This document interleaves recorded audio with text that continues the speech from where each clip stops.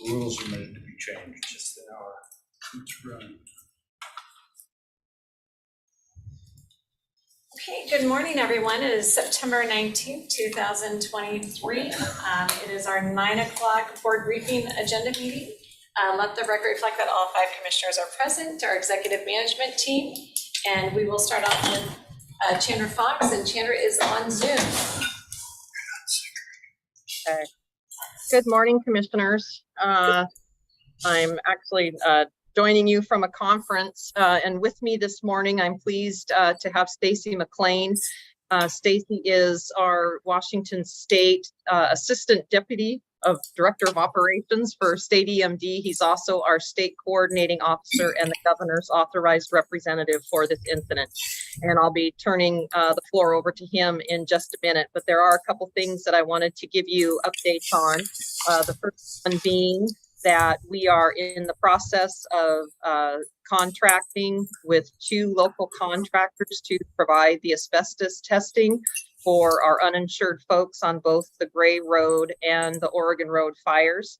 That particular contract is being funded through the individual assistance money. That's the $1.25 million that we received from the state. So we will hope to have that contract ready and in front of you shortly so that we can begin that. Also this week, or last week, I guess it was Friday, I submitted an application to the Department of Commerce for their Emergency Rapid Response Program. That is a pilot program that Department of Commerce is running. And I asked for $2.5 million specifically for debris management from the Department of Commerce. So we're waiting to hear back on that. We have finalized our initial board of directors for our long-term recovery group. We have identified our initial executive director, and we will be putting together the paperwork for the 501c3 incorporation shortly. And let's see, we have a community meeting tonight up in Elk. That's at 6:30 at Riverside Middle School, and I will be attending that event, and we'll be talking about the status of the long-term recovery group and how that's going to function to meet the unmet needs of the Elk community. And then tomorrow night, Wednesday, also at 6:30, we will have another Medical Lake community meeting, which will be at Medical Lake High School in their auditorium. And I believe the subject matter for that one is building and planning and the permitting process for demolition and reconstruction. Before we take questions, I'm going to go ahead and shift the camera over to Stacy McLean. So, Chandra, before you do that, Commissioner French has a question, though.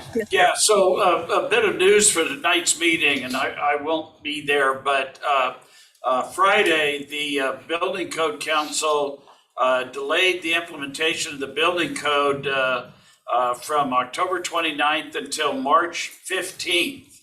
So we've got an extra 4 or 5 months for people to get drawings in and get permits, at least get vested into the current code before the new code goes into effect. And even at that, there's a lot of controversy around what the Building Code Council has in front of it, but at least we've got till the 15th.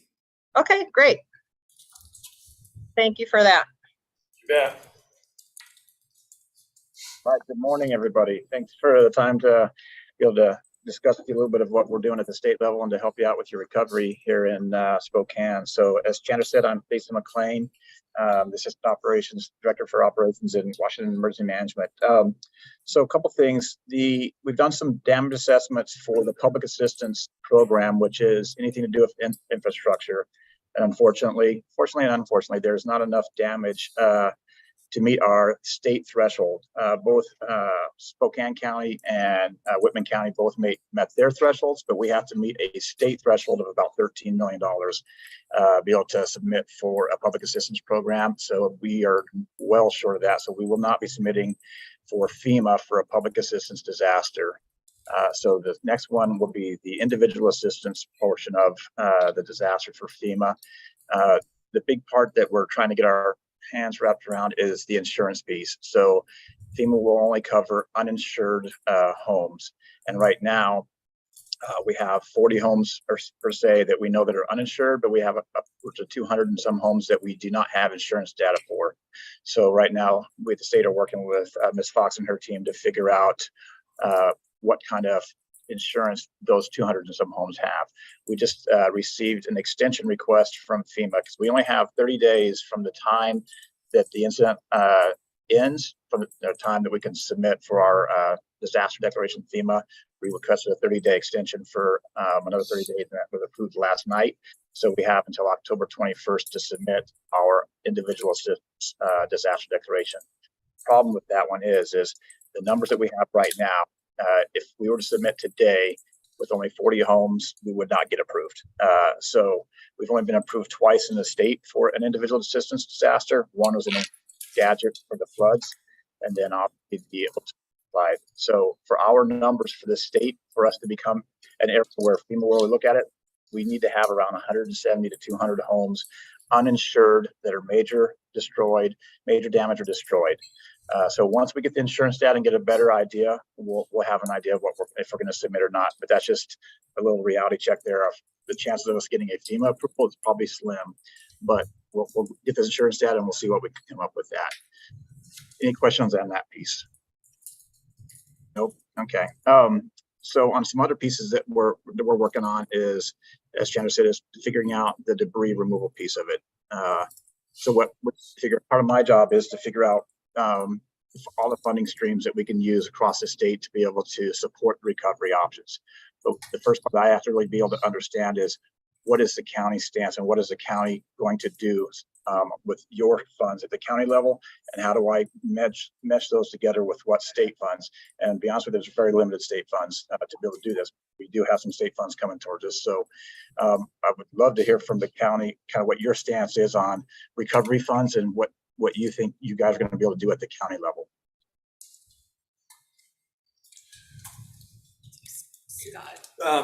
Can we confirm, from what I understand, we're talking with Chandra, there's 4 areas that the 1.25 million can be used in. It's unmet needs, it's temporary housing, it's demo and debris removal, and it's disaster case management. Is that accurate? Partially. So we are looking at funding disaster case management. That's the big one, to be able to have on the ground, to be able to figure out working with the survivor victims. We can do some transitional housing, not temporary housing, just transitional housing before the time that their property is demolished to the time they get into a longer term. Ours is usually 30 to 60 days, maybe 90 days for that transitional housing.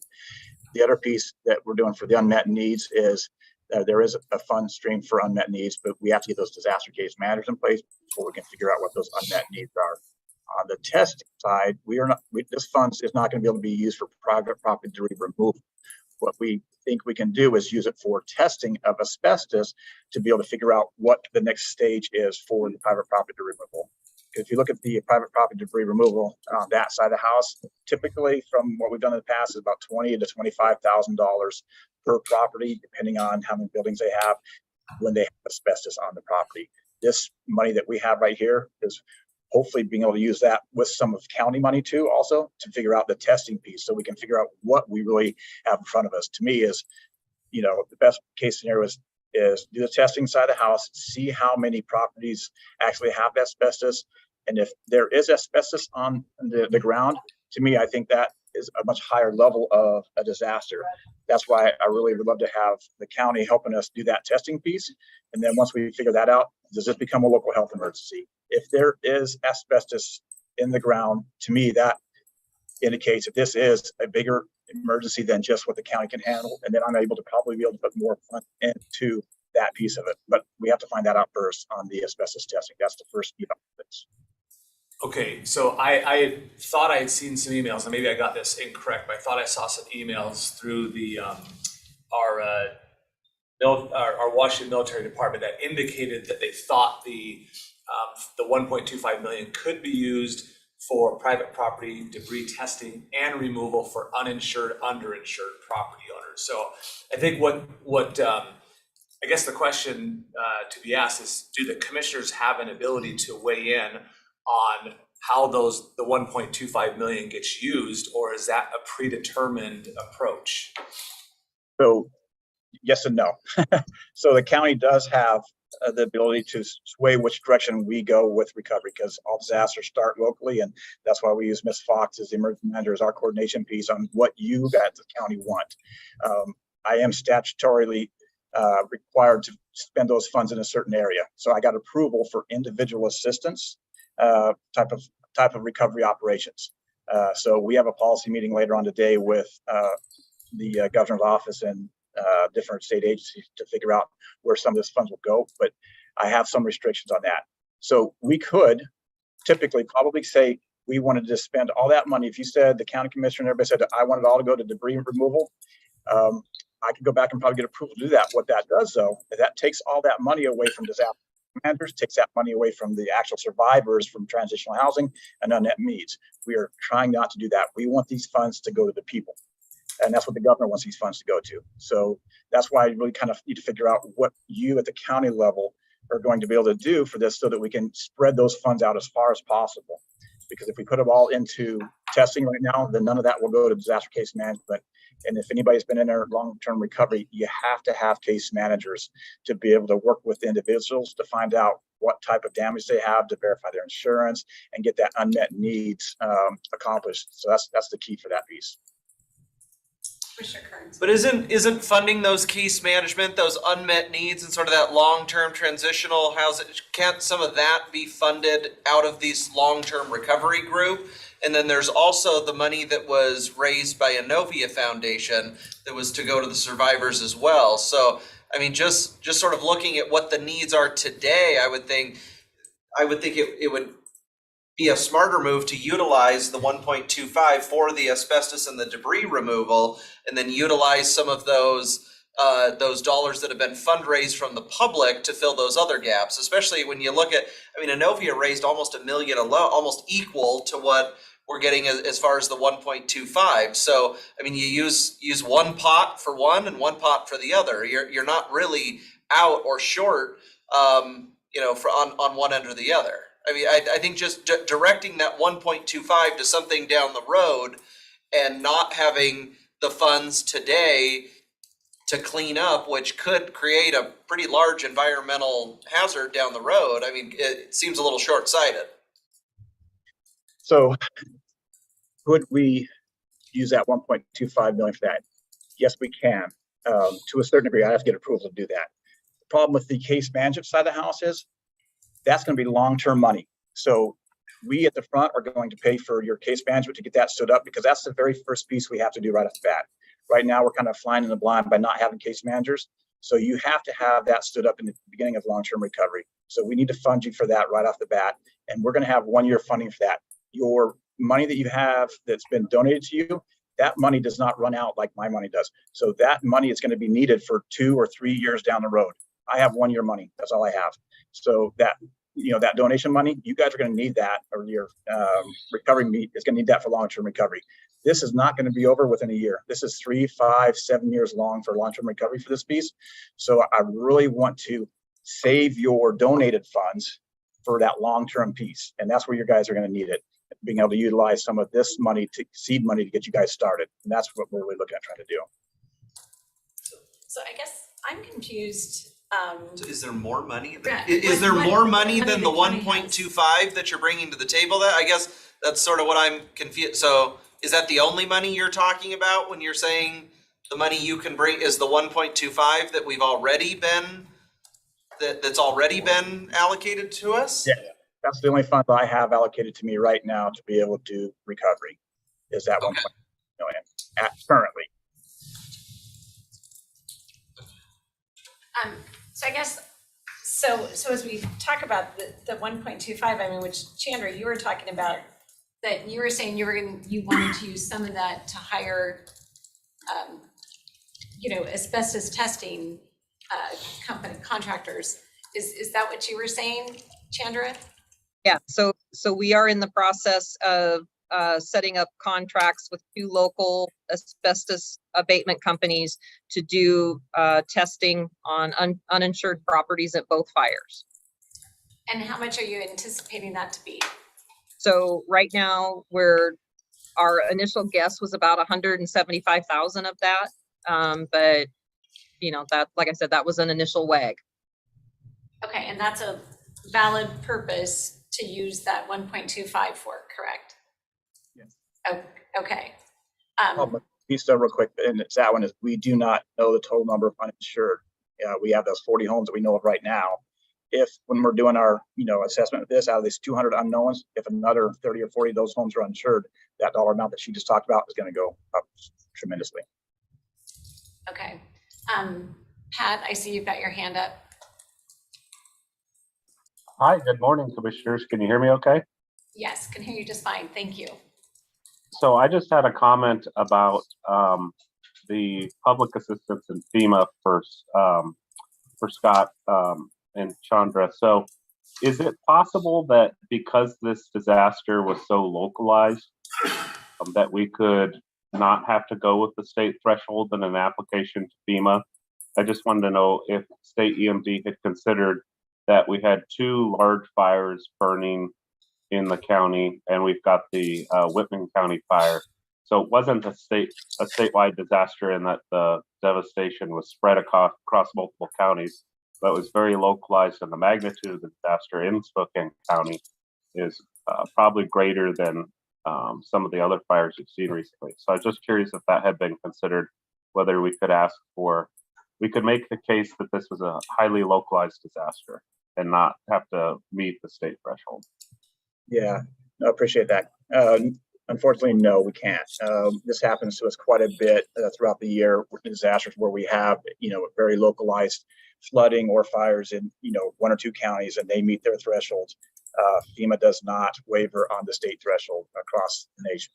It's straight up statute says they're not going to do it. So we've been numerous times. It's really frustrating, and in their defense, they're like, well, the state should put some money into it. That's why, the state's trying to put some money into this disaster recovery right now. But yeah, unfortunately, they will not waiver on the state threshold.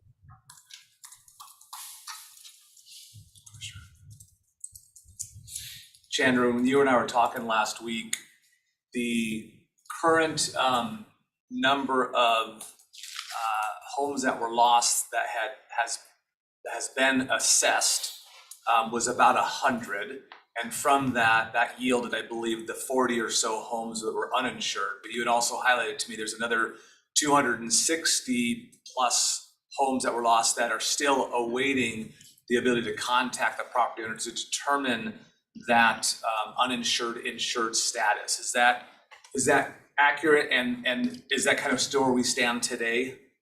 So that is correct. And what we're doing is we have a disaster reservist from the state who is assigned to that process, and they'll be working with my office. And then we also have one of our trusted voices, our community members from Elk, who is helping to communicate to that community the need that we have to understand what their insurance status is. So we are actively working that, trying to get as much additional information on the ground from folks that we can. So I think that's just an important awareness for the commissioners, is the 40 or so homes that are known to be uninsured only represents about 30% of the total homes that were lost. And we still have an unknown on about 70% of the homes that were lost. Correct. That information too is also key for my information for us submitting for the FEMA IA declaration. Because if that number substantially goes up, and instead of 40 homes, now we have 160 or 180 homes that are uninsured, then obviously that increases our chances of getting approved for a FEMA IA. But I also want to just be clear on the FEMA IA thing that a lot of people tend to forget is FEMA IA, if it did get approved, will not come in and make anybody whole. It does not. All they will do is provide enough funds to get somebody into a sustainable living situation temporarily until they can get, more permanent type of housing or funding for themselves. And the downfall for us waiting for the FEMA IA piece when we do this is the Small Business Administration already has enough homes to meet their threshold. So we could submit for a small business administration. Unfortunately, those aren't grants, those are loans, low cost loans for individuals. But we will not get the SBA approved until FEMA disapproves IA. So that SBA side gets put on hold until FEMA either approves or disapproves our IA, or we as a state come back and say, hey, we are not going to submit for FEMA IA, then SBA will turn on their funds. So it's, it's kind of it puts a few things on hold while we do this piece, which is kind of a bummer. Anyway, back to you, commissioners. Okay, so I guess, Stacy, the question you were asking, you wanted to know is what we were doing, what our thoughts were as commissioners for these funds. I mean, I think Chandra's, letting you know that, we want to use, or part of those are being used, I mean, which we haven't really talked about as commissioners, to do the asbestos testing, to get the contracting. I guess I don't know what else you're wanting us to know what funds we're committing or not.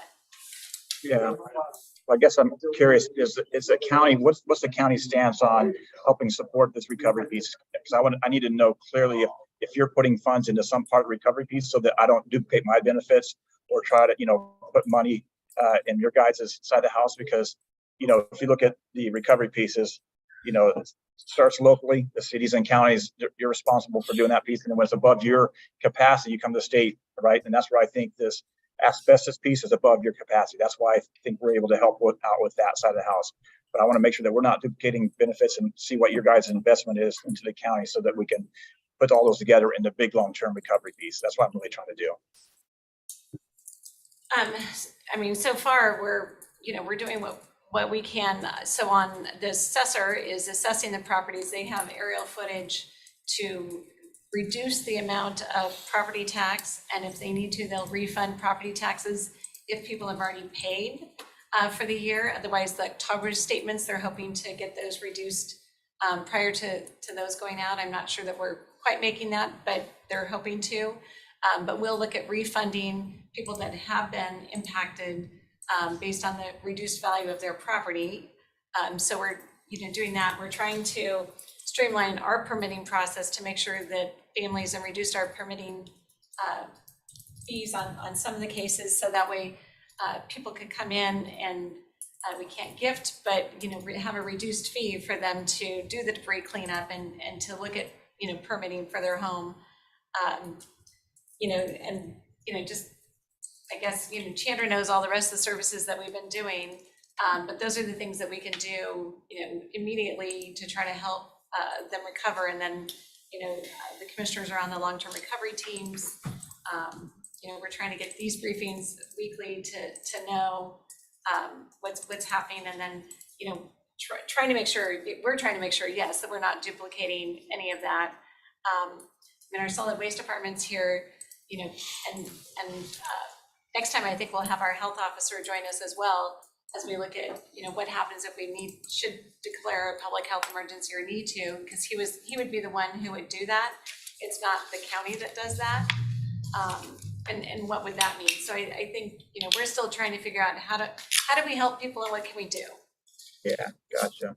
Sounds good. So I don't know if there's any other comments from the other commissioners. So, commissioners, is there any way, if this comes back after we do the testing and it is asbestos in the ground, if we figure that out, I really highly would suggest that you try to declare that as a health emergency, because that definitely will help with, us going to that. Is Commissioner have any ability or any funds to help with this private property to removal for the homes once this comes back? Like I said, we can help with the testing piece. It's going to be really hard for the debris removal. Is there any way or any investment in funds that the county will have for that, for the uninsured piece? That's all we're talking is uninsured people, to keep that, those out of the wells and keep that out of the lakes and all that type of stuff. I'm just curious on what your guys' thoughts are there. I think the fact that there is no disaster cleanup account at the county. That's I mean, there are no dollars at this point that have been set aside for disaster mitigation, disaster cleanup. I mean, this has never happened at this scale. So At this point, there are no dollars that are county general fund dollars that have been set aside. So Commissioner French.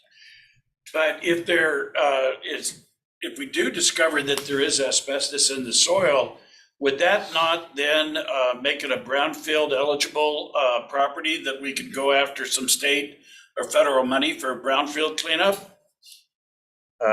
Not that I know of. So the state, like I said, we're kind of same ballpark. We don't have a fund set aside for recovery of, private property agreement. We don't have a program for that. Obviously, we are trying to build an IA program, a state-funded IA program to help with some of this stuff, but I need the legislator to approve it. We haven't been able to get that approved yet.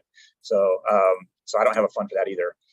This fund that we have right here, this 1.25 million, is coming out of the governor's emergency fund because when he came out here, he's like, I want to be able to do something for Spokane. So he, pried that open and we got approval to use that, small amount of money to be able to give you guys a hand on this piece. And that's why, and we have to follow the same rule. We can't gift a fund. So we have to make sure that, we're within the parameters of doing it. That's why got to be very careful on when I spin this on.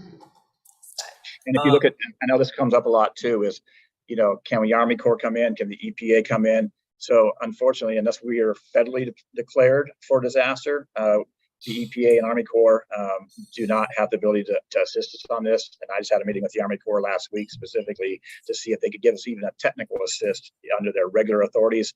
And they really can't do much for us, and nothing's federally declared. And if it was federally declared, then we would. But like I said, we are not going to get federally declared for public assistance. And that's the one we would need to do the debris removal piece, is the PA side of the house, public assistance side, unfortunately. So I'm looking at a Congressional Research Service document from May 31st of this year that says if there's a localized impact, FEMA may authorize public assistance in cases of severe concentrated damages, even when the statewide per capita threshold is not met. So is that something that we've chosen not to go through? You don't think that's worth going after? You think the answer will be no? Or are we just, In the past. So, and if you look at it right, you kind of cut out there. What was that? the answer has been no in the past. And then if you look at it right now, FEMA is under INF right now. I don't know if you know what that is. But basically, FEMA's broke. So they are not approving major disasters on certain portions of this because they don't have funds. They're waiting for legislation to actually give them more money. All of our public assistance programs and everything hold right now to be able to fund anything right now until they get funded. Yeah. If the budget doesn't get reauthorized. And what we're going for is IA specifically, right? Public assistance and individually. Because if we got public assistance, that's not helping any of your people. If you got public assistance approved right now, what you're trying to ask for, if you got that approved, that doesn't do anything for the people, or they can't touch private property. Public assistance, that's only for infrastructure, for roads and utilities. So that really doesn't help us out with your piece for the individual assistance. Unfortunately, that's one we're trying to really get our hands wrapped around. But what if debris ended up on public right of way? No, I'm I am serious because here. that is our way But of doing. I know there's communities that have done that. Yeah, Debris so- happens to end up on public right of way, and if the public assistance is there to help clean it up. Absolutely. Yep. You are absolutely correct. And that's what we usually tell people is if we have a public assistance piece, if it happens to end up on the road, then, obviously it's the county's responsibility to pick it up, and then you can pick up those funds. But I'm telling you right now, we are not getting approved for public assistance disaster right now. We're not even close to the threshold. Yeah, it isn't going to happen. So individual assistance could be the only one that we possibly could get. And we will definitely go forward with that if you all decide that you want us to go forward with that, but I won't be able to know that until I have the uninsured data. Once we get that uninsured data, that'll give us a much clearer definition on how close we are to one. And I'll let Chandra know specifically once we get that data where we at, because FEMA has basically a little chart that we'll put together, and it'll tell us where we're at in their lien denial, or an approval piece, and we'll make sure that you have that information prior to us submitting it, so that if we want to put SBA and everything on hold when we do that or not.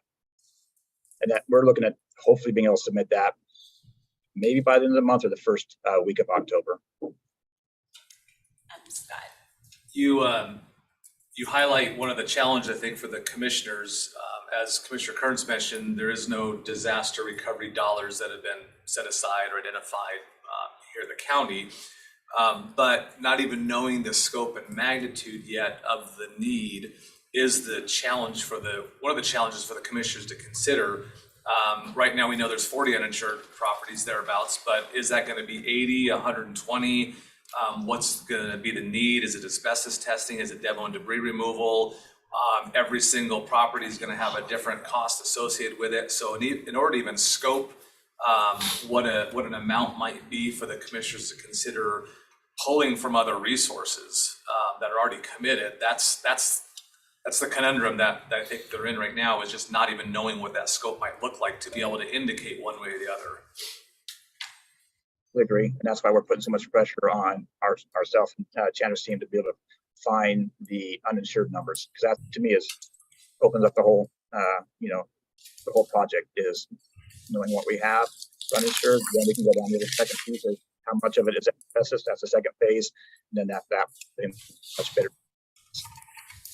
80 homes with asbestos, or do we have 40 homes with no asbestos? I mean, that's $20 million right there in those two decisions.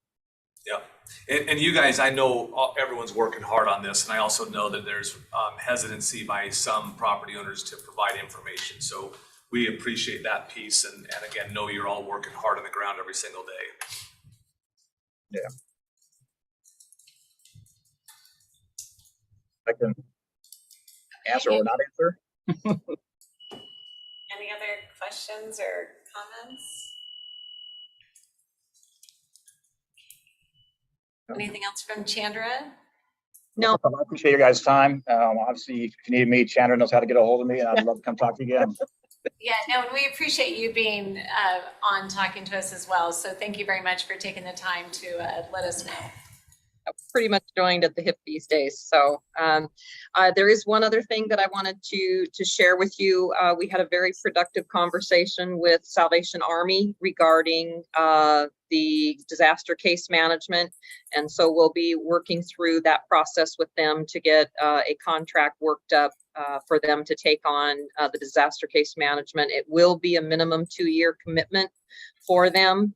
And Commissioner Kearns touched on this briefly. I anticipate the first portion of the contract will be part of that 1.25 million from the state, but then that contract will transition to the long-term recovery group, and it will be funded through those Innovia funds.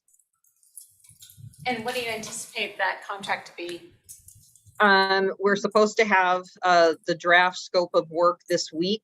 And as soon as I have that, we'll be able to bring it to Heather in contracts and get it in front of you guys. Okay. Commissioner French.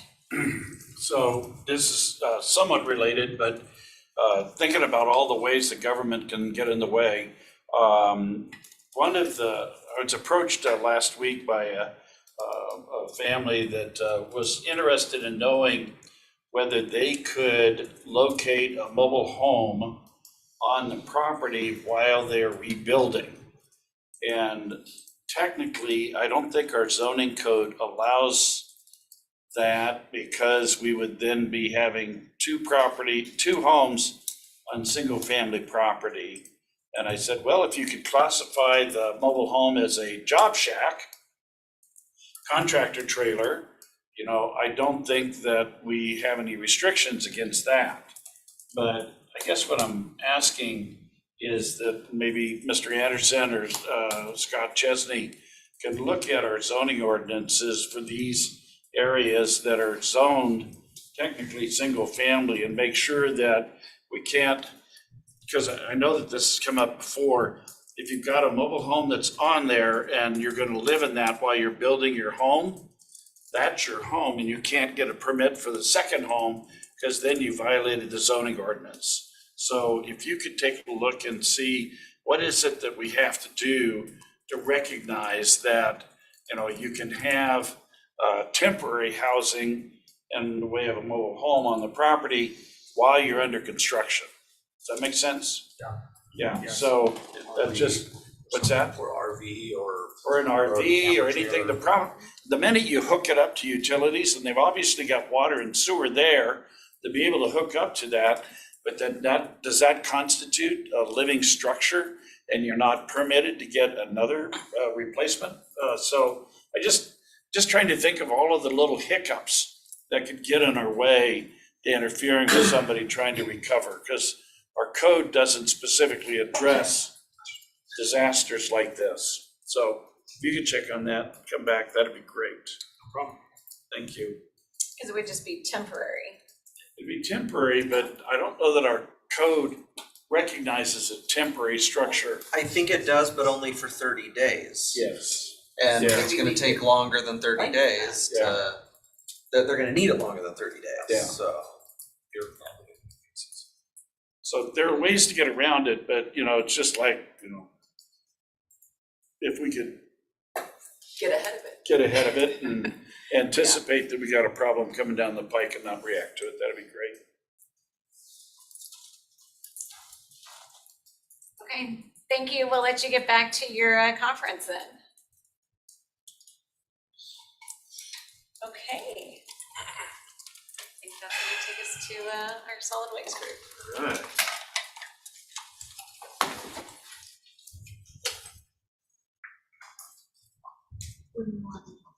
He's going to come down to the end there. That'd be great.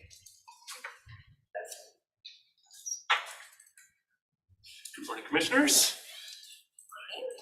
We have our wonderful solid waste team here this morning here. Deb Geiger and Lindsay Chapman's sitting on the sidelines right now here to talk about the proposed 2024 disposal rates at our transfer stations here.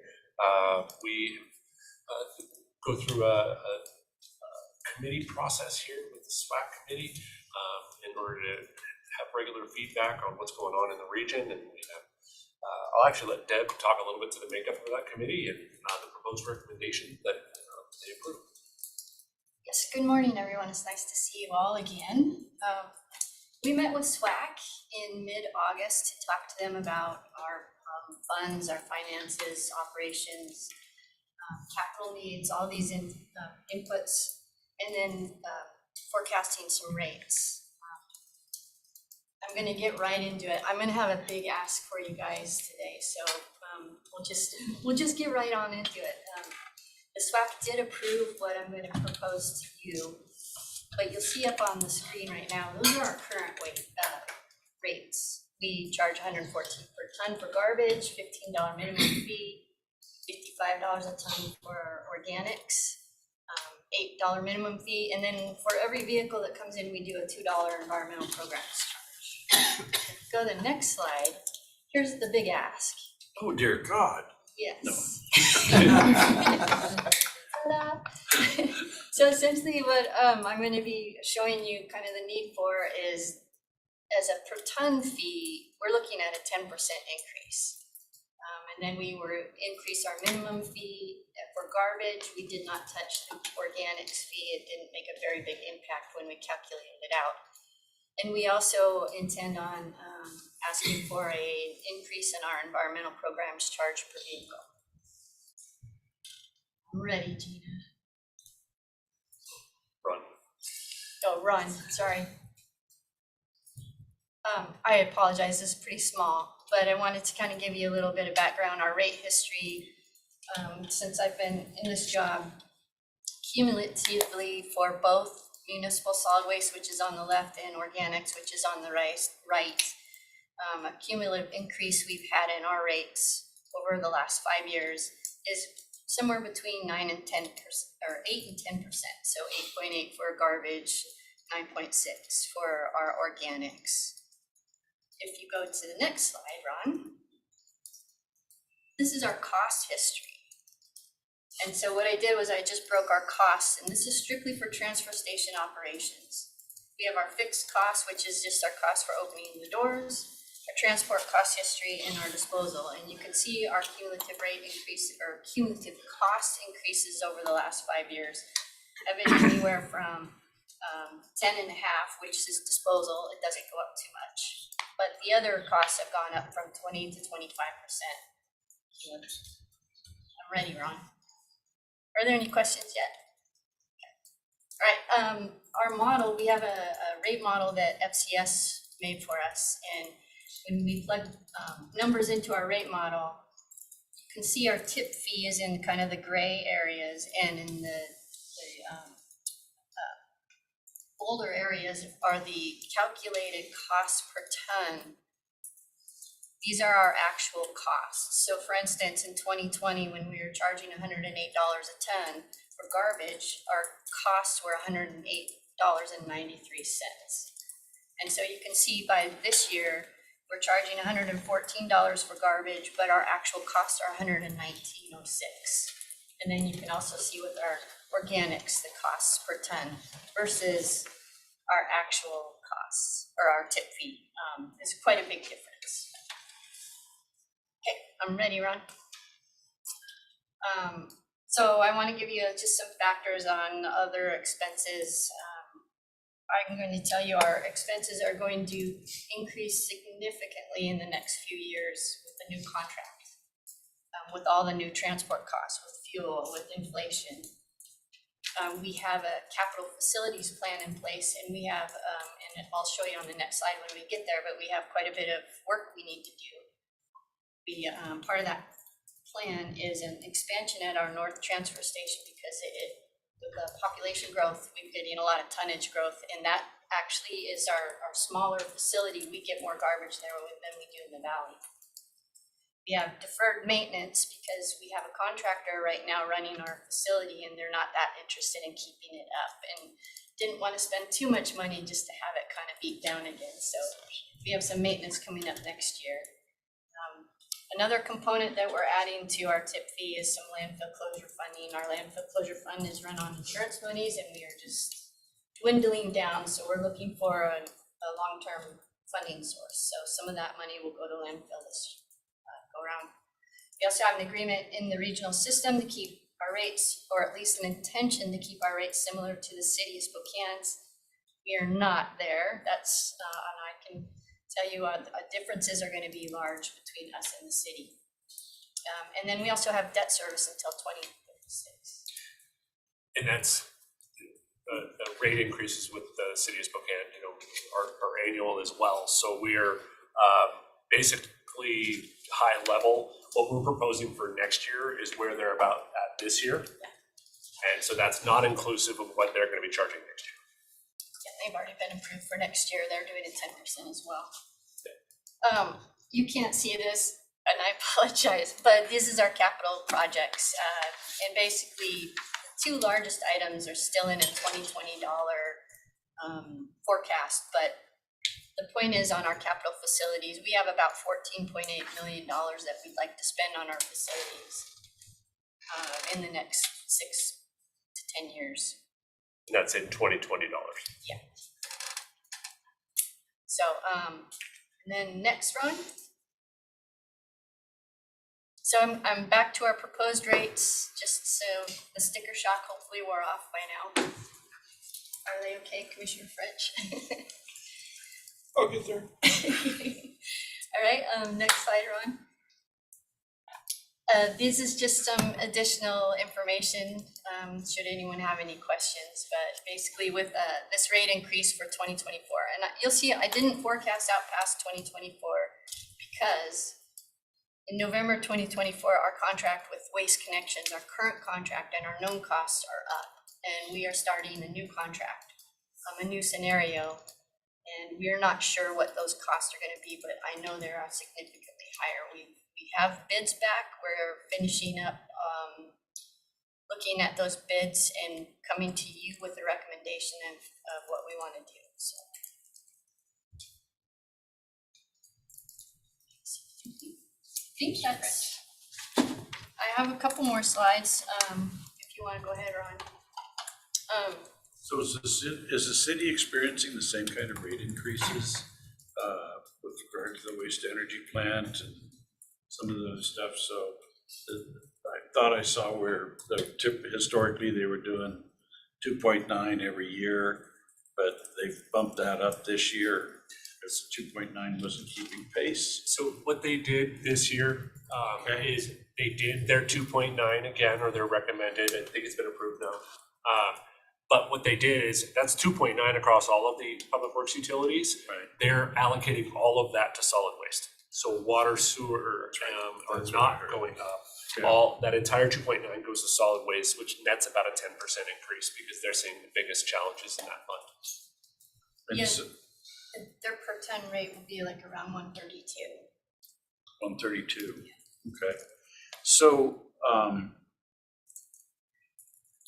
are they giving any indication as to what they think or project the useful life of the waste energy, or the waste energy plant would be, could be, might be?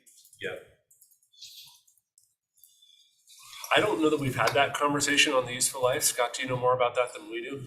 Just during my time there, the useful life was always kind of a function of their ability to invest timely in maintenance. And prior to the city taking over the contract and managing themselves, the previous contractor was not doing a lot of good maintenance. So the city team over the waste energy plant had been purposely investing in the right maintenance, the right time, doing their superheater upgrades, taking it down and doing other things it needed to do.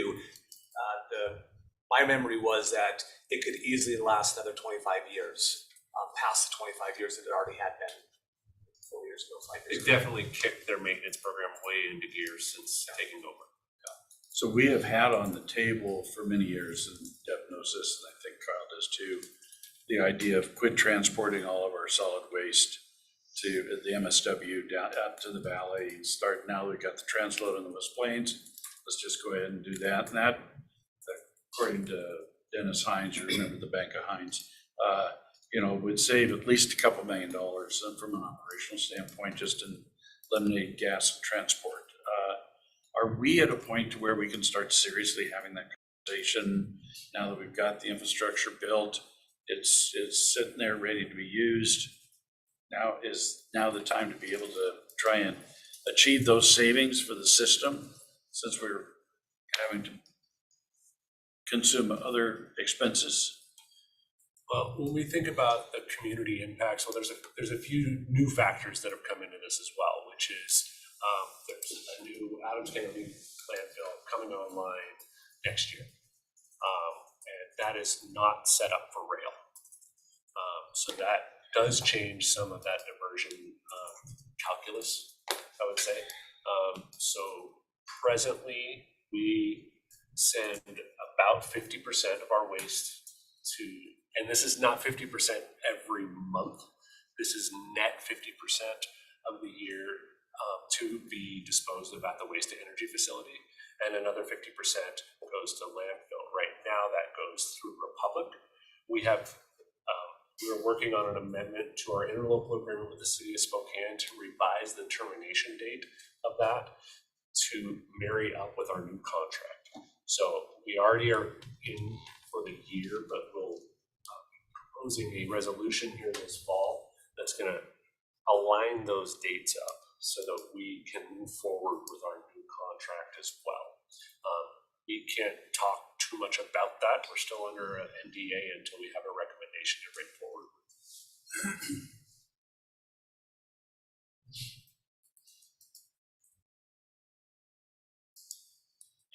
You said the contract is gonna be up next year.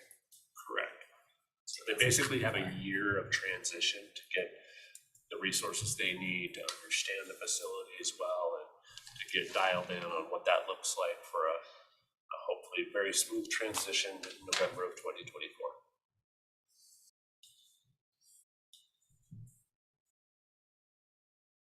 That didn't really answer your question, Al, but we can't really speak to it quite yet. Okay. But, so is it fair to say that we are slowly moving toward landfill and away from incineration then? No, over the last 5 years, the amount of tonnage that we take to the waste to energy hasn't changed.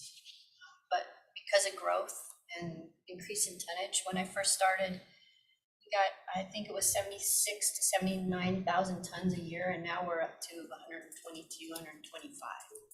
So the waste to energy can only take so much garbage. They only have that certain capacity, and so additional tonnage we get has to go to a landfill.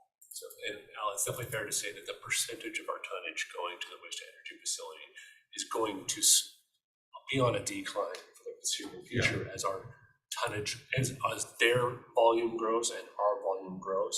What's really great about our relationship is that we make sure that that facility gets to operate at 100% capacity, and we can kind of take the fluctuations of the seasonality out. Obviously, they bypass a lot in the summer, but in the wintertime, we can keep them full. So it's very good for the health of that facility and I think for the general consumer, because that helps keep rates steady, because then they don't have huge spikes in the winter on the cost per ton. And our cost versus a third-party cost of landfill, I mean, they've been right here. So that with our rates this year, they made sure, because they took an increased rate on their bypass, and so they're not charging us a dime more to make sure that our net doesn't go up. But all of that metric could change if the state decides they're going to go ahead and levy the carbon tax Exactly. on the facility, and then it's a whole different metric. We've had very candid conversations with the city of Spokane about that and what that does to our ratepayers, and we'll have to look at that if and when that time comes. Thank you. As I recall from my time being more actively involved in this, there's a number of contracts that have some really tight relationships together. One is our transfer station contract. 2 is the bypass contract. 3 is the contract for sending waste to the city. And then do we have a contract directly for our recyclables, or is that via the city? That is through Waste Connections. It's also, that's Waste Connections managed. Okay, all right. So are those 3 contracts sequenced to run concurrently now? Is that what I'm hearing when you said that we're working with the city or the hauler not the hauler, but the landfill operator to try to bring those into alignment so we don't have these out of cycle contract determinations? So yeah, there's the city's bypass contract, there's our agreement with the city, and then there's our transfer station contract and recycling's underneath that. And we, via resolution that you'll see this fall, so we're already in our automatic renewal that we're still going to go to the city next year. But the city actually specifically did a 1-year solicitation for their bypass, because it expired this year, correct? And so they specifically only went out for 1 year, so that their next RFP, they're going to have to do another RFP next year for their bypass. That will be under the new terms of our transportation operations agreement. So all of these will all be lined up to basically November 2024 for what comes next. This still, if I recall correctly, the city of Spokane Valley and Liberty Lake are still on their own contract through Sunshine, correct? So back to our volumes have grown despite 2 larger municipalities still not being part of our transfer station system. We've had some light conversations about getting the band back together, but everybody's kind of wants to take care of their own constituents. Our experience is that Sunshine waits to see what we do, and then they copy our rates. So they don't really, they kind of, because of a little bit of lag, they get a little discount, but then at the same, then they end up paying the same. But the costs are lower than ours because the cost of landfill, truck and or rail is still cheaper than the cost to incinerate. Is that a fair statement? Well, for a while it was. Yeah, for a while it was. And we had to swallow hard and say, okay, we'll continue to partner with the incinerator, even though it was not the cheapest disposal system available. Before, this last year when the city still has a contract with Republic for the bypass. Right. Bypass costs went up from, I think it was $48 and some odd cents to 65. Oh, So there was a large increase to go to Roosevelt over rail. There's been a lot of rail issues, and I'm not sure what drives the cost for that, but so it's kind of flipped on us this year. When we met with the city about that increase, that bypass cost, we all got big sticker shock from that. Truthfully though, they had really withheld from raising their rates for several years. So when you actually put it out over a 5-year window where they did almost zero rate increase up to, they did 16 something percent or whatever that number was this year, it was actually a pretty reasonable 3 to 4% annualized increase. It's just that we took it all this year. I'm sure we'll see a flip back to where it's more expensive, waste energy than.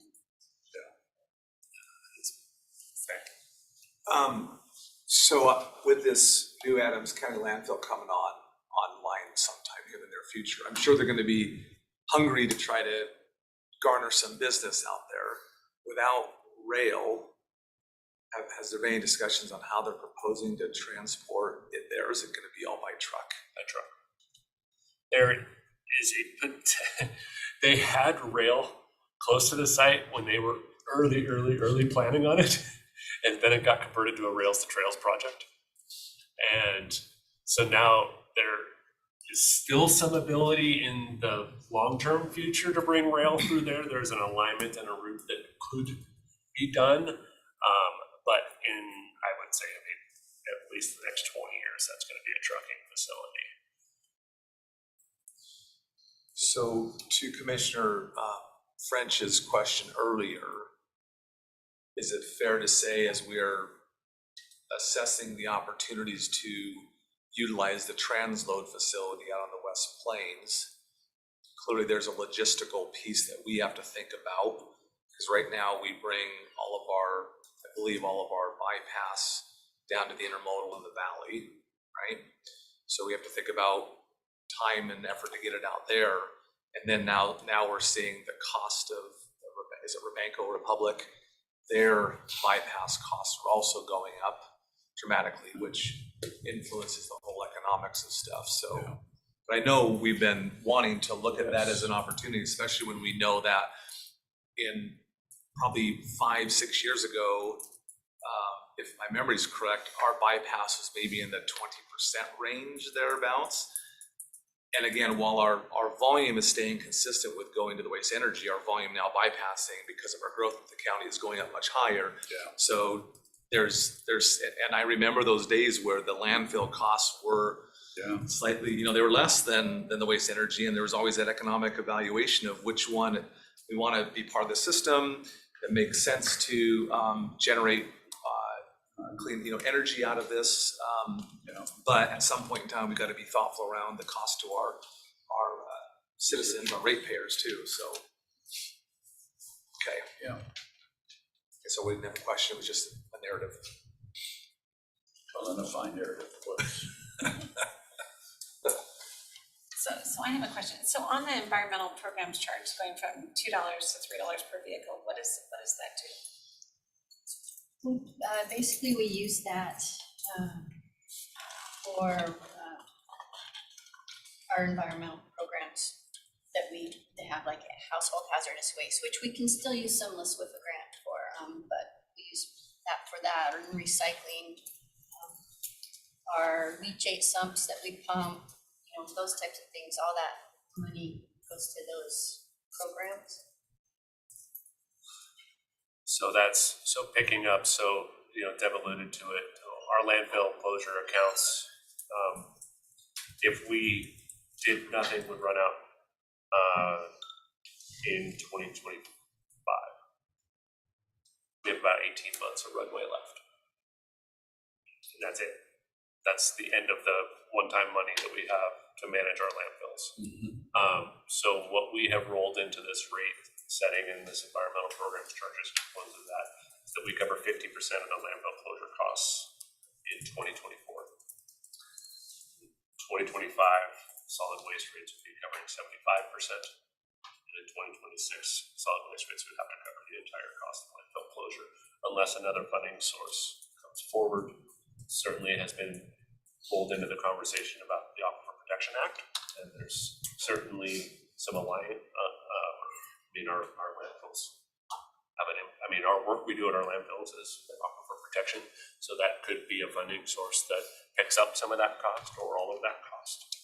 But that's an ongoing liability that we have no longer have a funding source for. So part of that environmental program charge, that $3 DPC, was attributed or was thought to cover in some of that landfill. Okay, so that's not part of our education. That too. Just sort of gets fed a little bit to anything that, It's things that aren't quite all disposal or all recycling or all organics, kind of.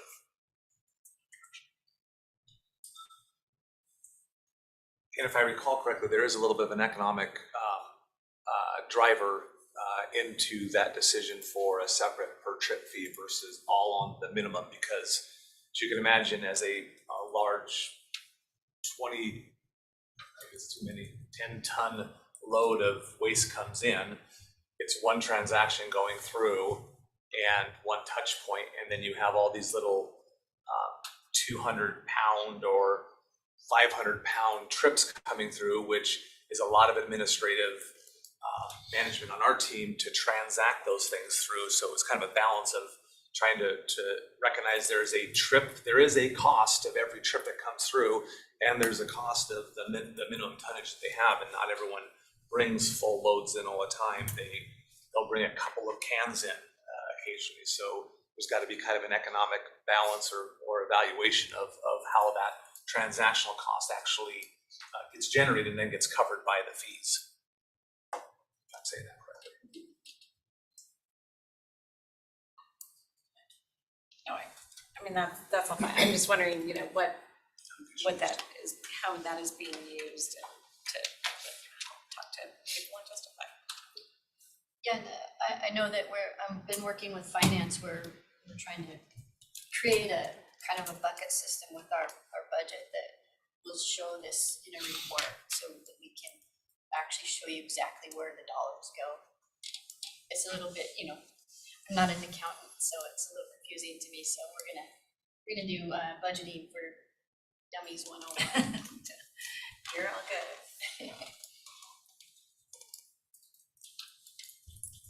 I think you made your case, so, Okay. yeah, any other questions? Oh, wait, one more. When does the new rate go into effect? We go into effect January 1st. So you'll see a resolution on the agenda next week for the public hearing. Oh, no, this isn't a public hearing item. Never mind. I apologize. That'll be next week. That gives us, we have a notice provision for our haulers. So we have to give them 60 days notice for roughly. Okay, yeah. So that'll allow everything to go into effect on Jan 1. So. Great. Thank you. Thank you all. Okay, that's gonna take us to Scott Chesney. Do you guys just have names? Stay here the whole time. Good morning, Commissioners. We have a kind of two-part agenda for you today. Part first is the interlocal agreement with Spokane Transit and the City of Spokane. Three of you will remember this agreement because it dates back to the early spring, summer of 2021 when this was first submitted. And we were intrigued and interested in participating in the county level because it's an extension of the North Division Street corridor project that the city and STA have worked on in the past, but now it branches out into unincorporated Spokane County, which along that corridor, the Y, Newport Highway, the Greenstone project going in on the Kaiser site, this is an exciting chance to use grant funds for part of the planning that we really should be doing to make those developments better than they would be happening. So it's finally come back to fruition. like I said, it started from the June 2021 memo that 3 of the 5 of you would recall. And the important parts in terms of, I guess, budget issues, the county committed over a 2-year span, $2,500 a year or $5,000 in cash match to the grant. The city contributed, I don't have the number handy, but 10,000 for that same period. And then staff allocations in terms of in-kind contributions through time of staff.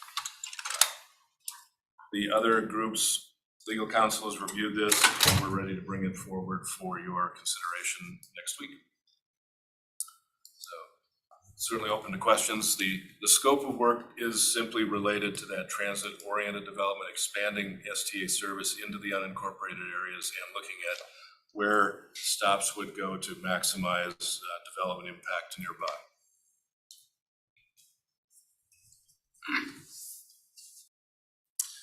So this project's been on the table for a number of years, and I chair the committee at STA that this project falls under the jurisdiction for. We, a couple weeks ago, have forwarded on the final recommendation for route and stuff to the board. I'm sure they're going to be taking it up tomorrow, Thursday, at the STA board meeting. You will also probably remember that this was also the subject to a video that was produced by a local individual expressing concerns about road diet and expressing concerns about freight access to businesses along Division Street. I served on the committee that worked on developing the original route and everything, and expressed the same concerns at the committee level. In fact, I expressed it in 3 separate meetings that maintaining access for freight to the businesses is critical to maintaining viable businesses along this corridor, which is supposed to be part of the criteria and the goal. For a true BRT, bus rapid transit route, it has to have 50% of the route in a dedicated lane. And in this situation, the only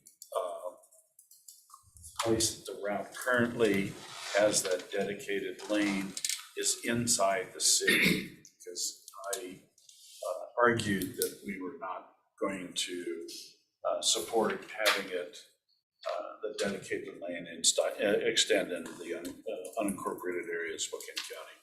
1, the roads aren't wide enough, but 2, I think we're probably a little bit more pro-business than the city is.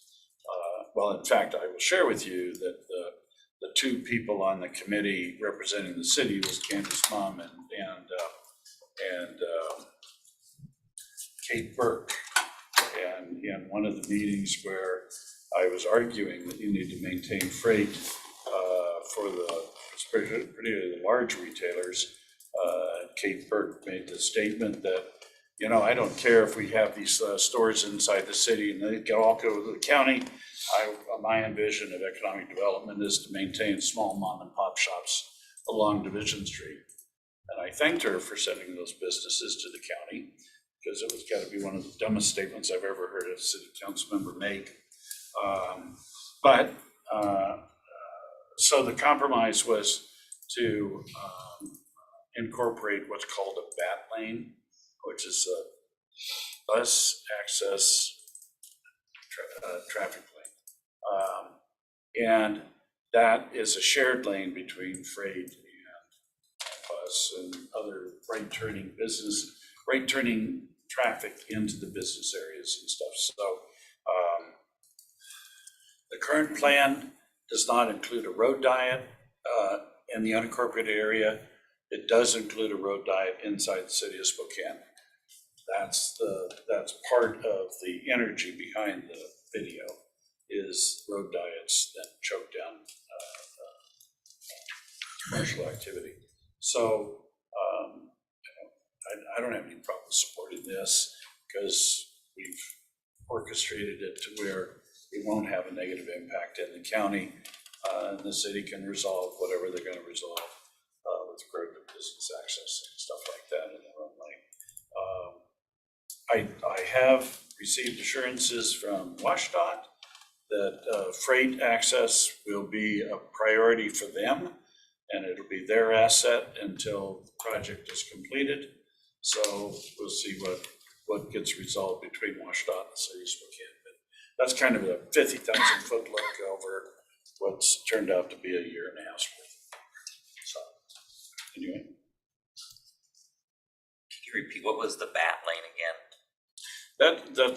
That's the lane on the far right of the traffic corridor that is dedicated to bus and right turning traffic in and out of the businesses. So the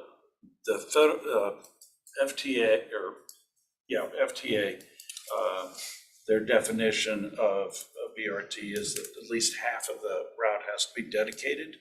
And this satisfies that requirement, and that dedication would all happen inside the city, not in the unincorporated part of Spokane County. Thanks. Yep. I think it stands for business, access, and transit. Yep, that's what it stands for. And I think when I was coming off of the STA board, and then some of the original vision was down the middle of Division. And so there was lots of discussion about, you know, having middle platforms versus bus stops on the sides. But I know that I think a lot of the utility, there was cost considerations too. Yeah. You do have the crosswalks, people trying to get to the middle to get on the bus. So there's more of those needed. And then also you have to move the utilities. There's a lot of utility work that you have to do to move those to the middle. And so my understanding, because I participated in some of the public workshops and such during 2021, and you could have gone either way with that. But I think when you look at the costs of having to rebuild many parts of the road for the utility realignment, it was pretty expensive. So you might gain better access in those right-hand lanes, but then you might lose, the cost to build the project might be prohibitive. Yeah, the cost factor was one of the elements. The other thing is that having the passengers located on the sidewalks was a safer configuration, because you put them in harm's way when they're in the middle of the traffic and stuff. So there's a number of different factors that led to the eventual outcome. Having received assurances with regard to business access and stuff like that, obviously the city's going to do whatever the city's going to do. But as far as the county is concerned, I think we're in pretty good shape. So I guess my question is, so if we did that agreement back in 2020, 21, what are we doing today? Oh, in 21, the board signed a letter of intent, essentially an application. Commitments from the city, from the county, and STA were submitted to Federal Transit. The grant was awarded fairly straightforwardly. It was awarded with less than we had applied for, or STA had applied for, and portions of our commitments were shrunk sort of proportionately to match the grant. For whatever reason, it has taken 2 years to pull the interlocal agreement together. We pestered STA on and off on, are we still talking about this? And then it finally came together. I can't explain, there wasn't a delay on our side, I guess is the way to put it. But whatever negotiation was taking place between STA and the city took some time, and then it came back to us and we're ready to move it forward. So the agreement is just to have the agreement in place so we can receive the grant funding? Yes, and I don't know if the funds, normally they would not have been received even though they were awarded 2 years ago. They generally aren't received until these kind of contracts are put in place. But presumably that's sitting in a fund that STA will disperse that we've agreed that because the city will still control about 2/3 of this corridor territory, that they would be the prime contractor and control the funding for any consultants used in the study, so that the county doesn't have to play a role in that. We will be contributing time and a small amount of cash to that contribution. And it's anticipated the majority of this, much like with the city line, the majority of this will be covered by a federal grant from FTA. And I do know that Jim Frank with Greenstone has been an active participant with STA in the committee to make sure that this incorporates with his project up on the north end. So he and the Costco and other retail opportunities available to us are all part of this final design and route configuration. Just along that line, the last 2 years of comprehensive plan amendments, there have been 3 or 4 that are right on that Hastings-Farwell corridor, which almost touches this planning area. So the fact that that area is evolving, becoming more dense for residential, is a very logical place to be looking at how do we enhance the transit while we're protecting, freight service on a corridor.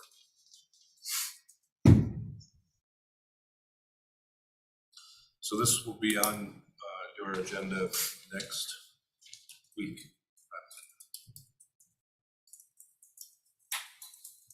And then there was some, go on? Yeah, go ahead. There was a question about our briefing on the initiation of the CFP Chapter 7 bike pit plans last time, and we're back to answer questions on that, but also just make sure we clarified in case I may have been unclear. This is the initiation step. It's not an approval step. This is the process by which you send it back to planning staff for analysis to be presented, ultimately through the Planning Commission, who will hold the hearing, then make their recommendation back to you later this fall. We are lumping these things together, as you've heard from us now repeatedly, because so many of these things have been in their own silo around the county campus for years, and they really do belong under the umbrella of the comprehensive plan. So we're asking you to initiate them as part of that comprehensive plan process, and then we will bring them back as comprehensive plan amendments. This is precisely what we did last year with that CFP amendment that you authorized in December of 22, along with Chapter 7. This is a further amendment to that that also wraps in what are currently called the bike and ped plans. But while we're asking you to initiate those, in the time that those have been started to the time we are initiating here, the legislature has made changes in GMA as it relates to bike and ped master planning, and they've now given it a new name, they've given it a new scope, and so the bike ped plans, while they are in their most traditional sense ready to go and they've gone through a public process, we're going to have to roll those back a little bit now to make them compliant with the GMA statute. They won't lose any value in bike and ped transportation per se, but the legislature broadened that into a more active transportation element that looks at how you connect to trails, how you connect to other things. So it's broadening the scope of that. So we will work with our transportation folks to take the bike ped stuff, add what's now required by GMA and bring that back to you. Very likely though, that will not come back to you this year.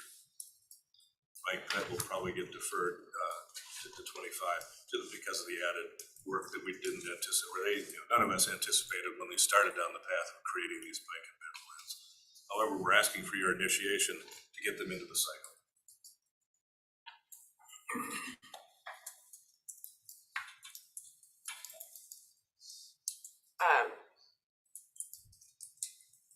So I've been reviewing the what you had brought forward.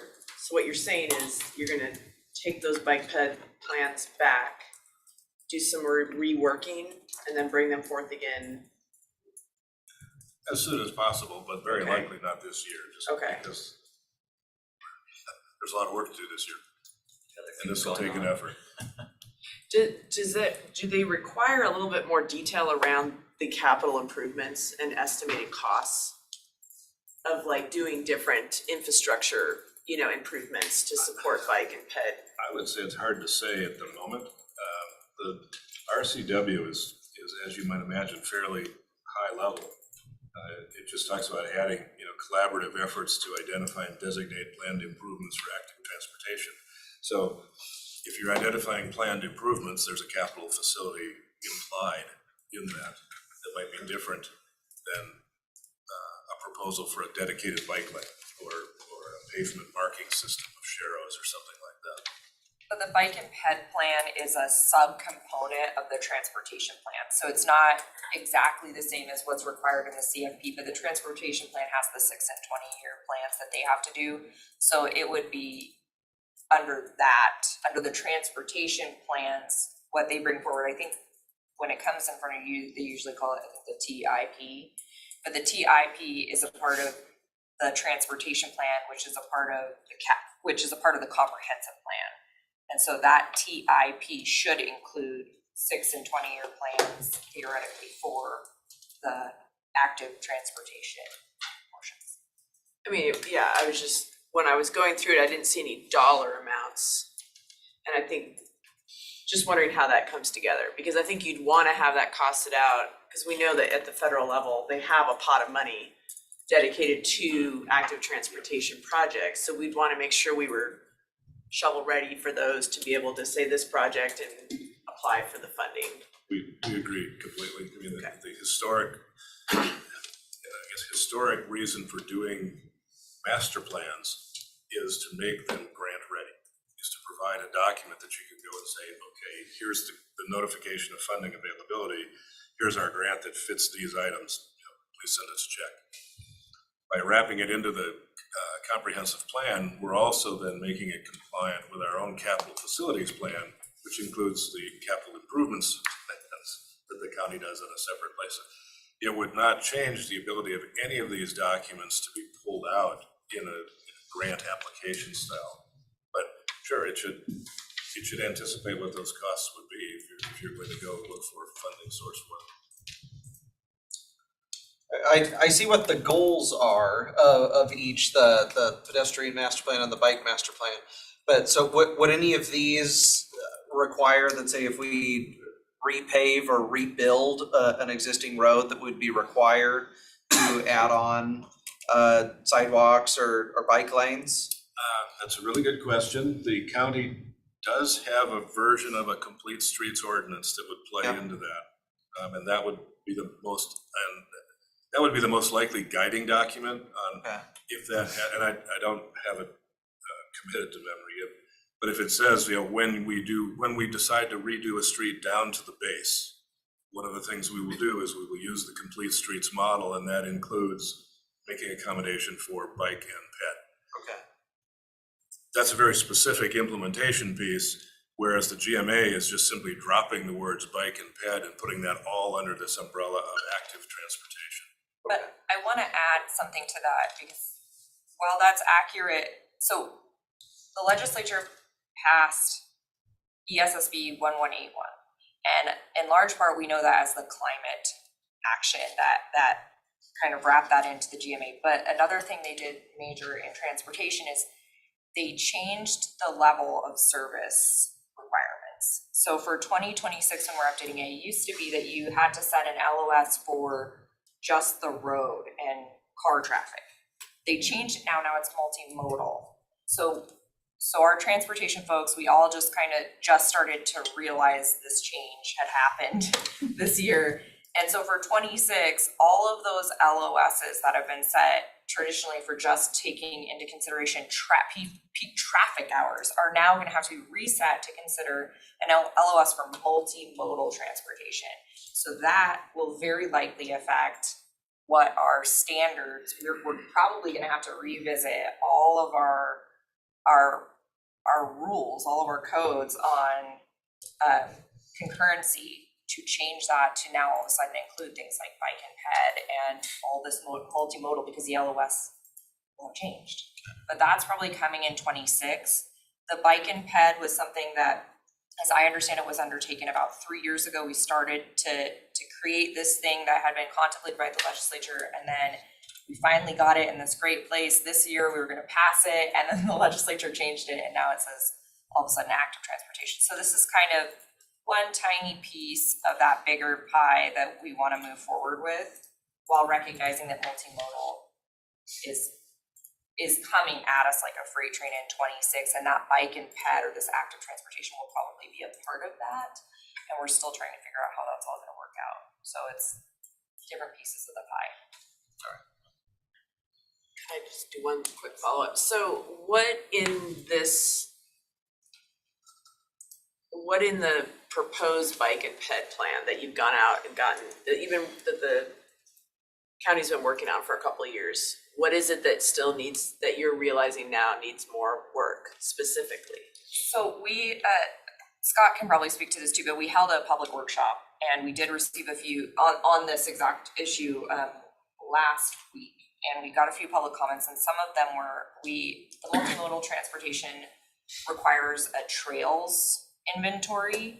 And because bike and pedestrian did not require that, we didn't include a trails inventory. We have a trails inventory elsewhere, but the GMA requires you incorporate things by reference where you need them in this component. So that's one thing.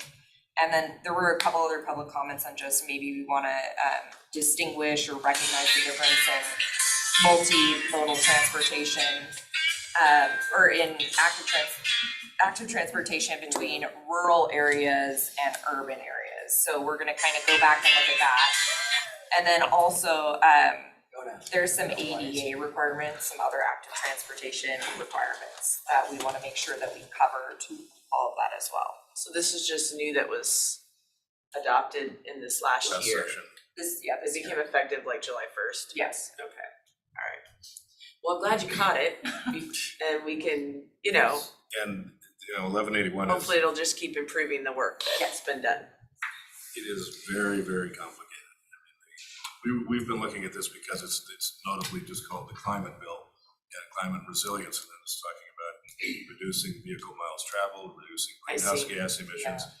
And it was kind of like buried in here, it's like, oh, by the way, there's this other thing that we didn't tell anybody about, but here it is.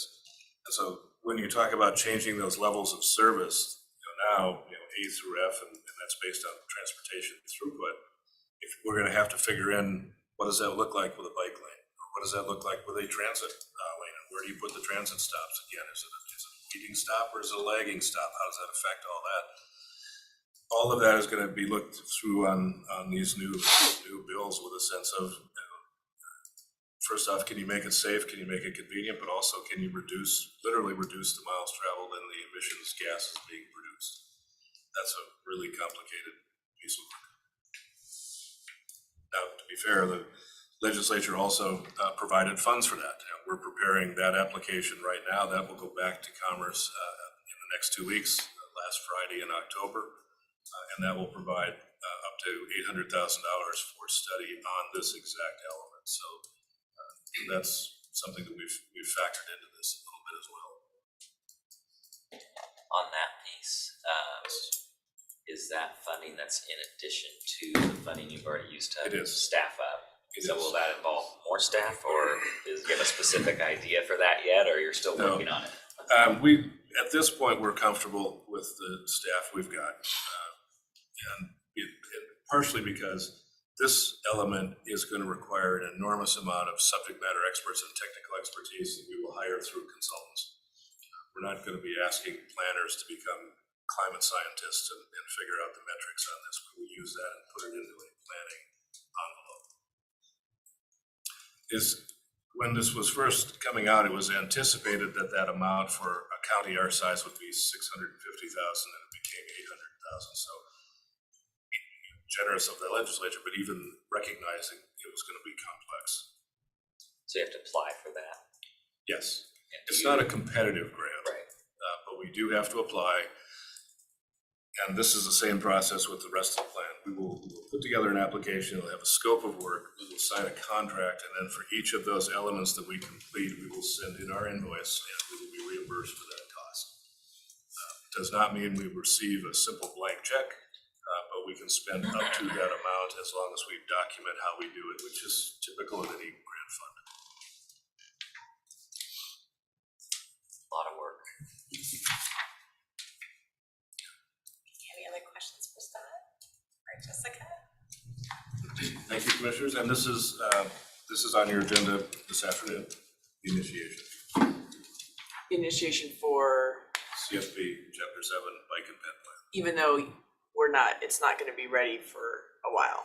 It's important to initiate. Oh, This is just- restarting This the is process. getting. Okay, sorry. If we don't Restart start, the we'll never process. finish. Yes. I know that to be a fact. Restart. Especially That's all we're doing. marathons. Starter pistol and off we go, and then we just, because it's new, because it's complicated, we just can't honestly tell you when it. Got it, I see. Thank you. Thank you. Thank you.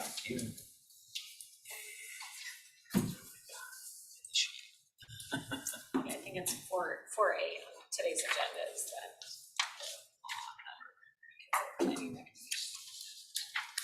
Okay, so then that's gonna take us to Kurt.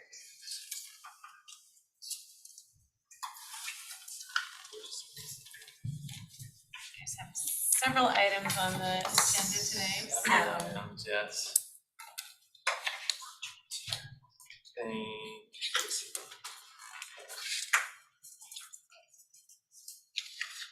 Morning, commissioners. Thanks for having us.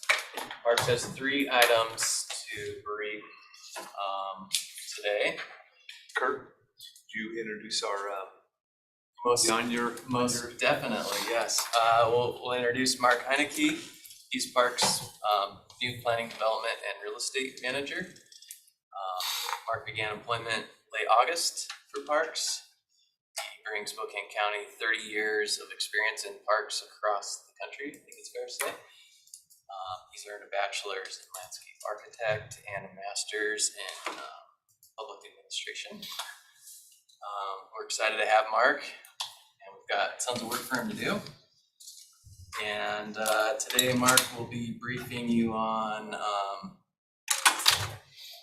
our first item, which is regarding acquisition of a number 1 ranked Fancher property through the DNR Trust Land Transfer Program.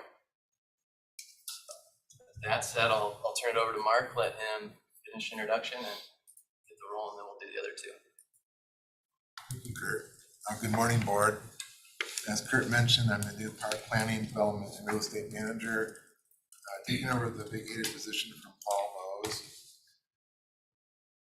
As Kurt mentioned, I'm a seasoned park planning professional, registered landscape architect, and certified park and recreation professional.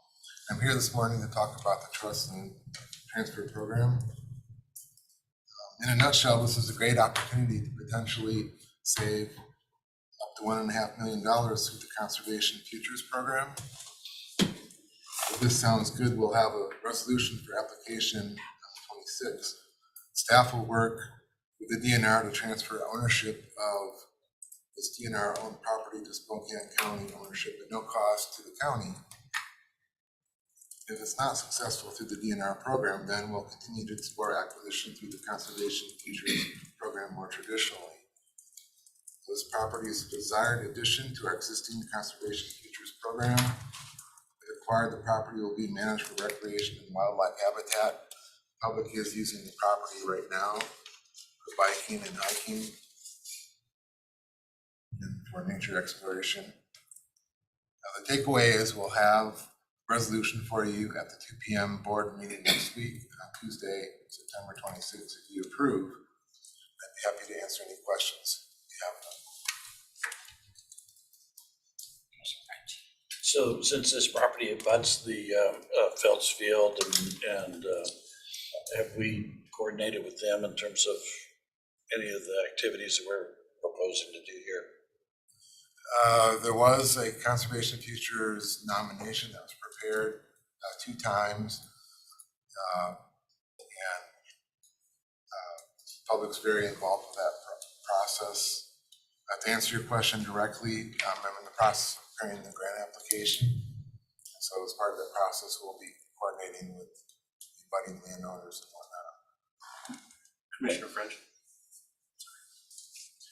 Just gonna say, very familiar with this, my neighborhood. This is actually up north of Columbia Drive. So it's actually north of the whole Camp Sakani, Beacon Hill Conservation Area, right, so the northeast. Yeah. So the aerial that you just had on before this one, that one there. Isn't that Phelps Field, and the green there's the area that you're talking about, or? No, It's It's the just red north. dot. The red dot. the red dot. Ah, the red dot. Never mind. I was looking at the original and just looking at the green and said, that's right next to the airport. We probably should talk to them. Okay, I'm good, thank you. I do have more to add as well. Okay, and then I guess I just have one question on the first map. It looks like there's a structure on it. Yes, that's what I was gonna talk about. Okay, there we go. So, Just to lean in so for you. Commissioner French was on to something. So if you look at that parcel there, this isn't actually an accurate depiction. This is sort of, they've driven or drawn a line around the actual parcel, but there's actually a parcel square around that structure inside the parcel. If we were to pull up Scout and look, it's sitting there, and that structure is actually owned by the FAA. And so they have the FAA has some equipment there. Yeah, so it is quite a bit north of the airport, but there is some sort of aviation structure there. So we probably will end up having to talk to the airport and or the airport board in some capacity dealing with that. So wanted to provide that update. The actual acreage is 77.93 acres. It doesn't include the 2.07 acres, which is the FAA property. That's excluding that part.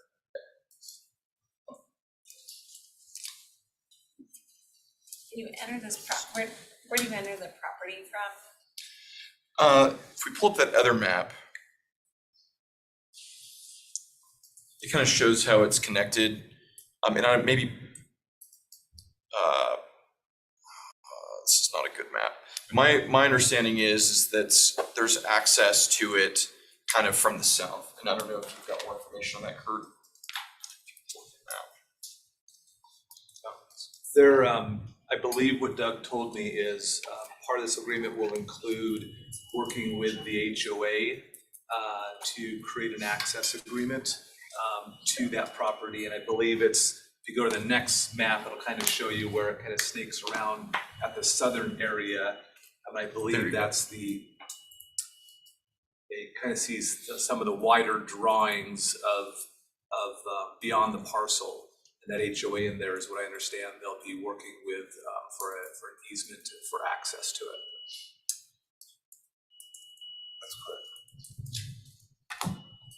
And the long-term goal will be to eventually connect to Campbell County Conservation Area through easements.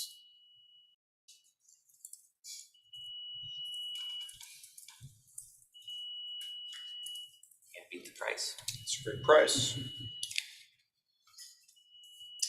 Yep, free's good. Freeze And really what's the reduces, it's not a catch, I don't think there's any catch, it's just. There's a cost to maintain it. Well, yeah, sure. Cost. But it relieves pressure off of conservation futures so that it can be used for other purposes as well. So I think that's a really, 1.5 million is a pretty substantial amount to acquire the property. So when do you need the letter of support? Is it something that is it drafted? It's in there. Okay, It'll be on consent for next week. okay. For a resolution to support signing a letter of support. Deadline end of the month. Okay.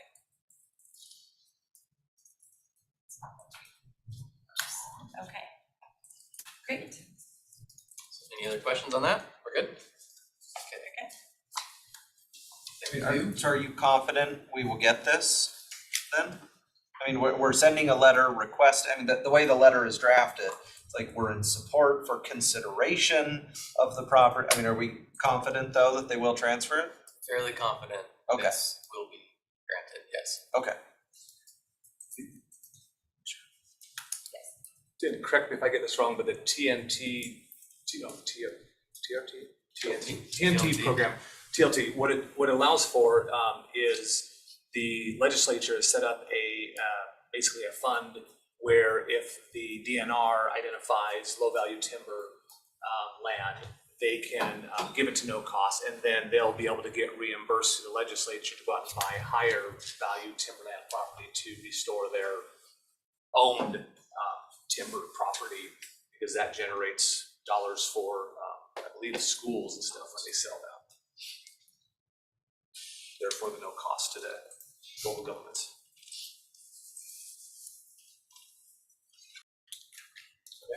Thank you.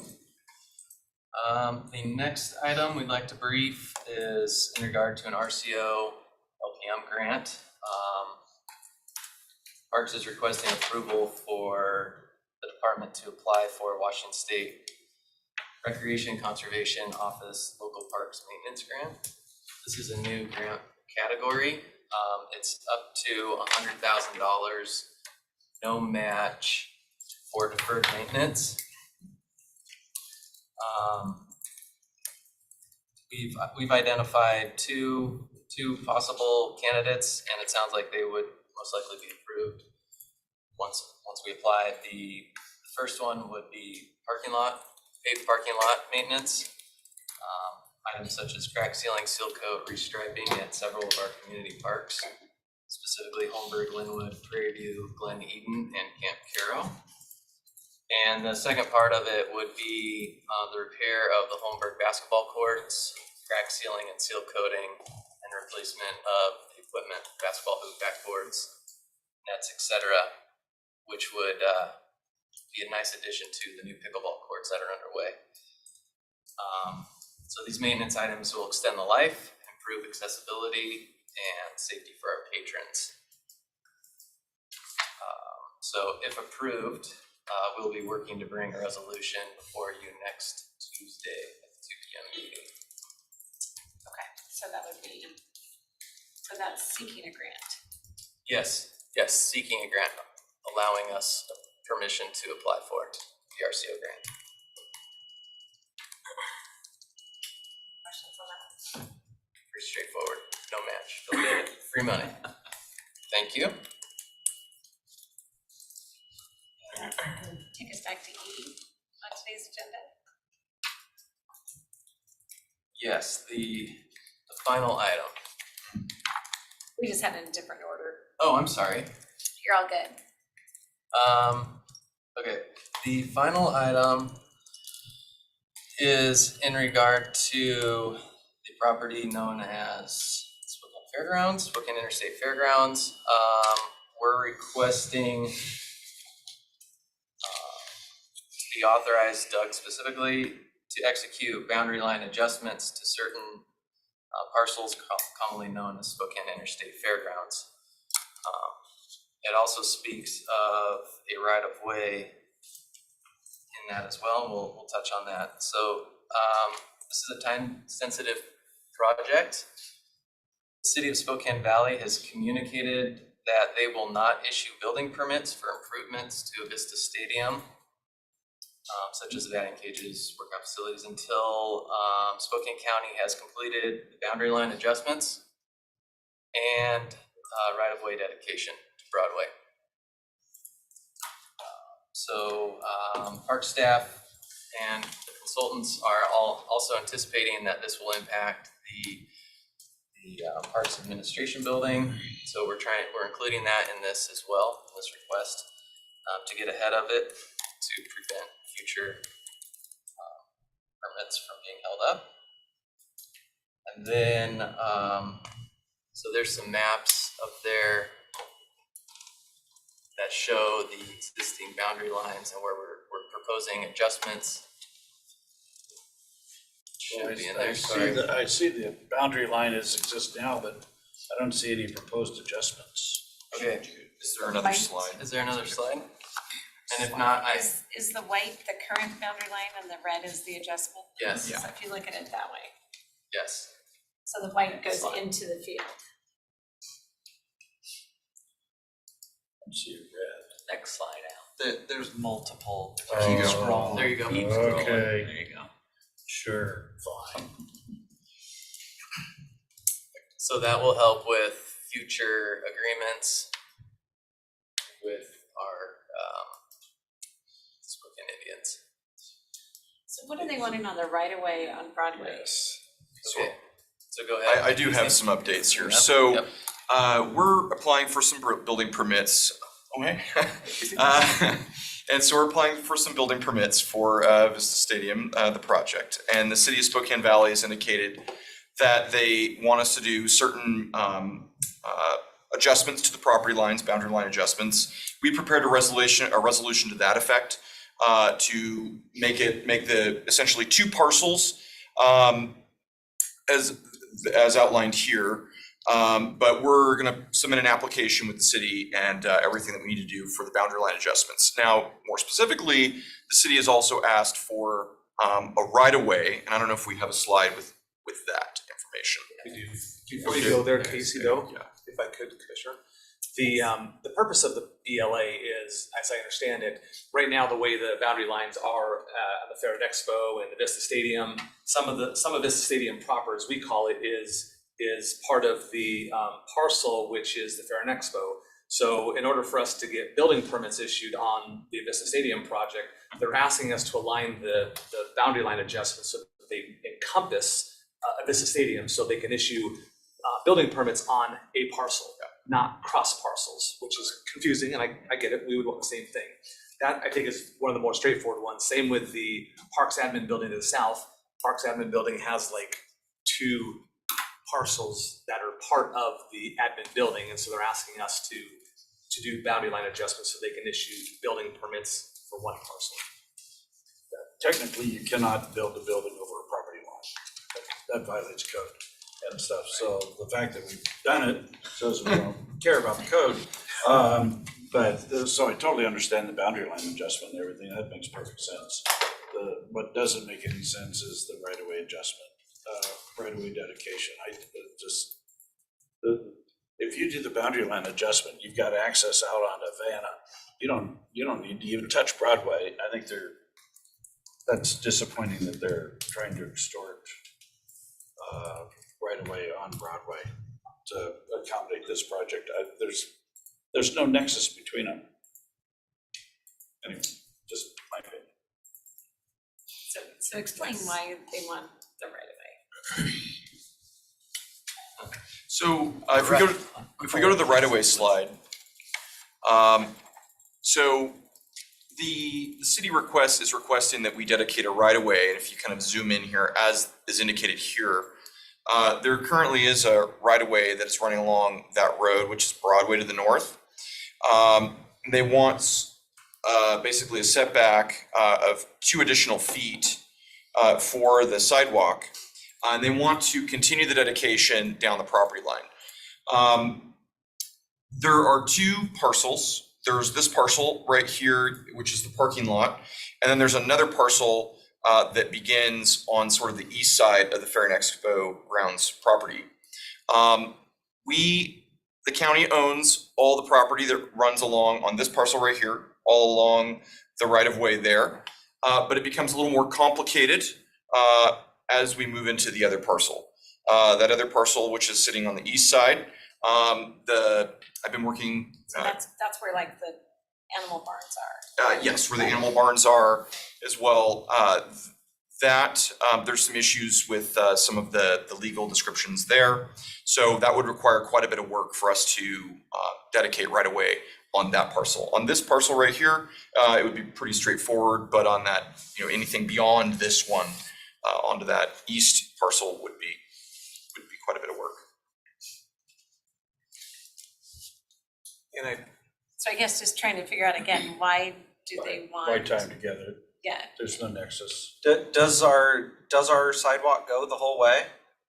I believe the whole length of our property? I've never, I guess I don't pay attention once you get down to the animal barns, if the sidewalk continues through there, does it? It does. It does, okay. Continues the entire stretch. Okay.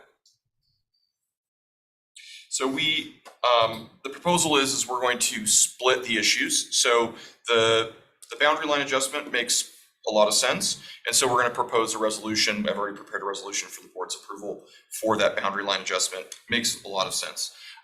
With respect to the right-of-way dedication, we're doing a little further follow-up on that and get some further clarification.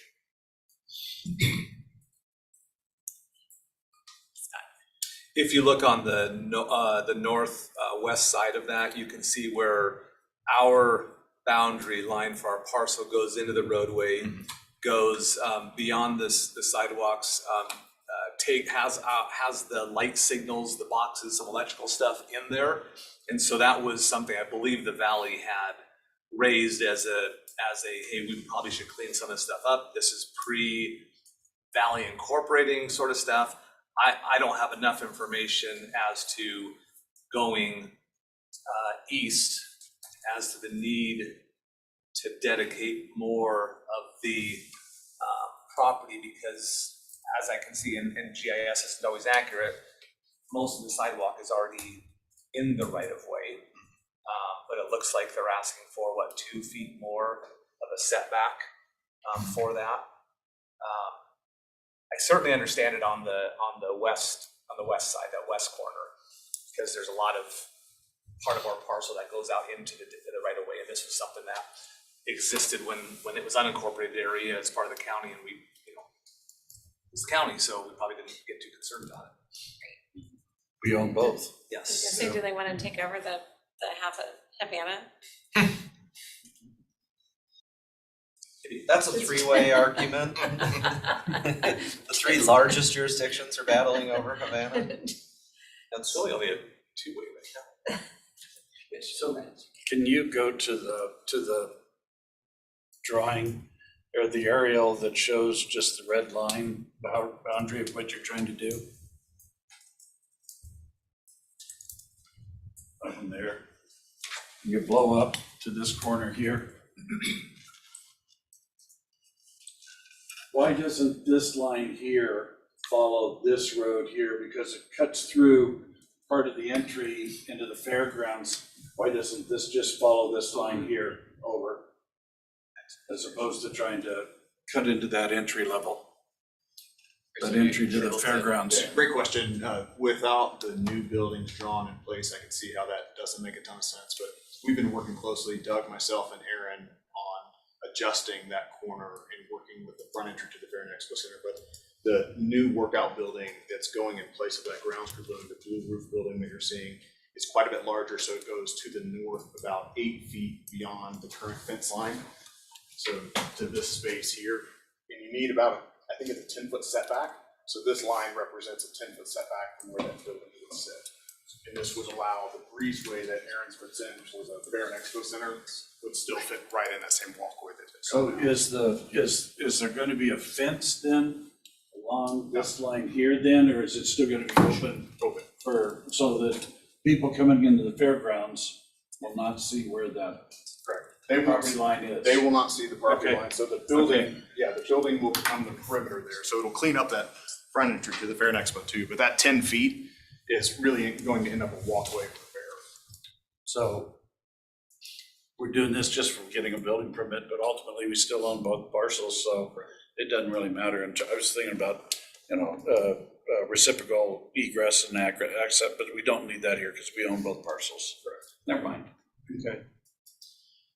It helps while there's a parcel on a map that shows physical separation, it's still our entire property, and it's the co-equal uses of the fair and the Avista Stadium working together in partnership.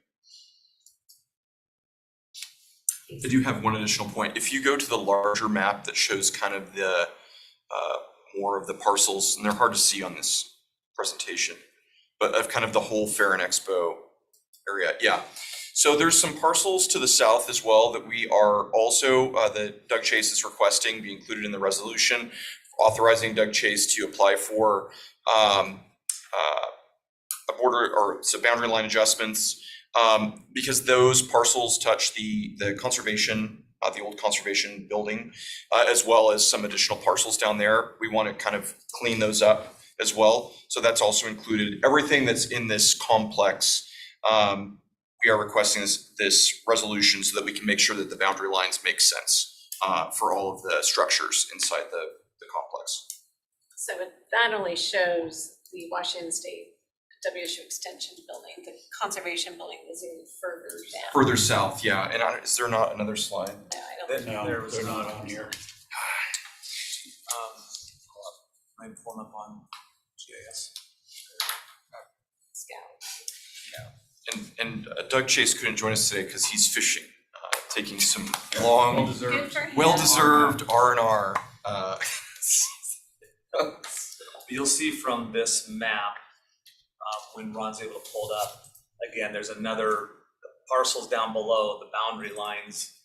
Our building, that is the future Parks Admin building, overlaps two properties. So we want to be able to move that boundary line up to reflect the true envelope of the Parks Admin property. Why don't you just turn yours around, shut up.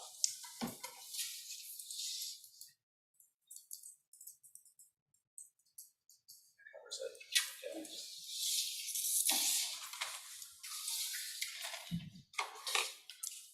You can see the northern end of that building, there's a parcel line going right across it. So as long as we're having so much fun at adjusting boundary lines, why wouldn't, go back to the one with the blue and the red? No. So You show why, them on yours. why wouldn't we, yeah, why wouldn't we adjust this property line here? That parcel, the sort of the northeast one, there's a lot going on with the legal descriptions. So you don't know what we own? Just that there's a lot going on. Yeah, generally, we know it's in that area. Kind of sort of into that area. There'd be We don't want to touch that Would person. that be the driveway we're discussing? Yes. Well- Yeah, no. Yeah, so, well, That's not where the line and this, well, my point is, this one property line goes through, a couple buildings. And so if we ever decide we're gonna do anything in those buildings, we're gonna have the same challenge we got now. Why don't we just clean it all up? Except we don't own those buildings. Right? Isn't that? Part of the fairgrounds. Oh, yeah, that's right in the middle. That's the one. That's the Oh, one. that one versus, I thought you meant the further one to the east. No. Okay, thank you. Yeah. As I understand it, when you get to the far northeast corner of the Fair and Expo, where that old Carnahan right-of-way is, Right. there's a lot of underlying title issues that Deborah Firkins had identified that predates back even farther, that we really need to, before we acquired that, we really need to clean up that would then allow for getting rid of that middle line and enveloping it all within the Fair and Expo proper, because those parcels aren't necessary right now. It's going to be a Fair and Expo into our future lifetimes. Hey, Ron, here's what's beyond the picture, what you're talking about. Yeah, I just figured as long as we're changing property lines, what the heck? This would be a very lengthy process. And we trust you, Casey. We trust you to do it. Yes. Well, now wait a minute. Great capstone project. For the next several years. Capstone. Oh, yes, this is great. Okay, so these are the parcels as well that Doug Chase are requesting that he be authorized to apply for boundary line adjustments. Just because these are all very straightforward, should be anyway. So on the, no, go back, the right there. Go ahead and highlight that. The little one. That one right there. So are you suggesting that the boundary line adjustment that you're gonna propose is just going to move this property line up to incorporate that building on one parcel? I'm not sure what the boundary lines would look like with respect to these parcels. I would suggest that if you move that up so that this is all one parcel, it puts us in a position to where if we ever decide we want to sell that building or transfer it, we've got a clean parcel. It's a great idea. So that's what I understand our intent is, Commissioner, is to move that up, probably even more to the north, because that the use of that property almost extends up to the lower parking lot of the county-owned WSU extensions. So again, that'll allow them to do all the work in there.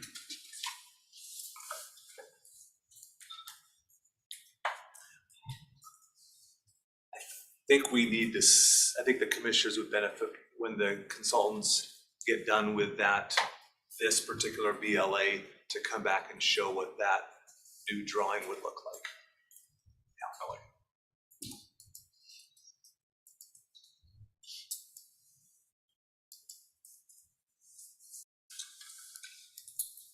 So the resolution right now is just on the boundary line adjustment, just for the stadium area, and you're gonna come back on the right of way. So we've bifurcated the issue with the right of way and the boundary line adjustments. If the commissioners would like, we can amend the resolution so that it's just the two parcels that we're talking about with the Vista Stadium, or those parcels that are touching the stadium, and then we can come back. I know that Doug Chase wanted all of the parcels as well. He'd be authorized to apply for the boundary line adjustments for the south. Those are included in this resolution. So the difference would be 2 parcels versus I think Doug right now has 7 parcels in the resolution. So it'd be up to what the commissioners would be willing to, if the commissioners would like more information, then maybe we just have the 2 parcels and authorize Doug to do that at this point. Because the time sensitive issue is on the stadium to try to get that done. So, but I think, are we concerned the valley will not make the parcel adjustments if we don't do it all together? I'm not sure. Have we asked them about the right-of-way issue? I mean, it all seems we're trying to speculate why, but have we just flat out said why? Yes. And what was their answer? Their answer, I believe, is they would like this all addressed at once, so it cleans up the right-of-way as we're doing the boundary line adjustments. Because when you do the boundary line adjustment on the north section, you're gonna have to redraw for 2 parcels, and because one of those parcels would be potentially impacting right-of-way, they wanted to do it as a single step versus 2. I believe there's still, you said we bifurcated it, but my understanding when talking with Doug is they're still requesting that the right-of-way dedication be done in concert with the boundary line adjustments. But what is the purpose of the right of way No legal basis for doing that. adjustment? I guess that's what I'm trying to figure out. So What do they see the need for it? I don't know what the valley's thinking, but I do know that what we can do, Doug said, what can we do right now? And right now we can bifurcate the right of way and not that we can't do the right of way eventually, potentially, or soon, but the boundary line adjustment we can do right now. And so that's what we're gonna propose is that resolution for the boundary line adjustment, and then get more information and clarification from the city, because it becomes a little more complicated if we include that northeast parcel. So if the city is requesting that the right of way be extended all the way through that parcel right there, that then becomes a more complicated or complex process. So it's something that I think we could work through though. So based on the commissioner's feedback, clearly there's some more conversations that need to take place in justification for any requested right-of-way dedication. So the extent that we are able with the valley to separate the 2, just do the boundary line adjustments that are needed to facilitate the building permits, we'll advance those, and then we'll get more information back from the valley as to the needs and justification for the right-of-way. That was kind of my thought. That's where we're at. I mean, I understand they want that, but it's like, but they haven't explained why they need it or what the purpose of it is for us to make that decision. But we know we need to make the decision on the stadium, and so, yeah. And the boundary line adjustments make sense as well. So with respect to those south parcels, would the commissioners like us to hold on these ones or pursue it to a different resolution? Or would the commissioners authorize Doug Chase to include these as well in his applications for the boundary line adjustments? But it seems like. One of them impacts, and one of them overlaps the stadium, So we're gonna need to make Do that them. adjustment. So it makes sense to do that now, so it. And then once we have the consultants design where the boundary lines are going to be, we can come back and do another briefing as well for the board to show what, for this, where the conservation building is. Get that one right there. I mean, I think, I agree with Commissioner French, as long as we kind of keep it as close to the building as possible, so if sometime in the future we did decide to sell it, we're not giving away too much additional property. Yeah.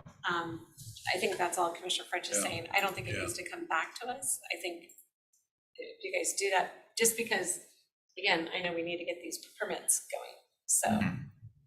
Season has ended and there's a window of opportunity right now before the weather changes.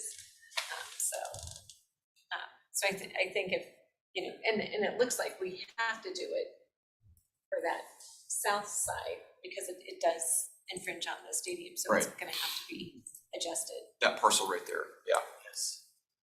Which, as long as you're adjusting the upper boundary, then that's where Commissioner French is, then we just adjust the lower boundary to bring it up. Makes sense. Yep. Do So it all at one time. I think those can be done together. We'll include those then. It's just the right of way to the north that has no impact on the stadium that they're wanting to leverage. Which My is- nice- that was my recommendation, is to separate the issues. Happy to have a discussion with them. Is that? Okay. You think you need to?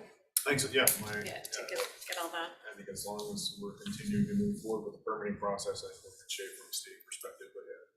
There's a lot there, and it does make sense to me to separate the issues if I'm sitting in these chairs also, so good path forward.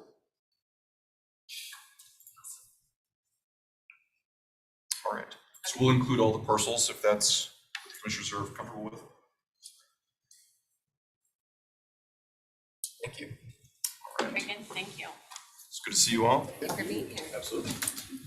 Did you want to talk about a date?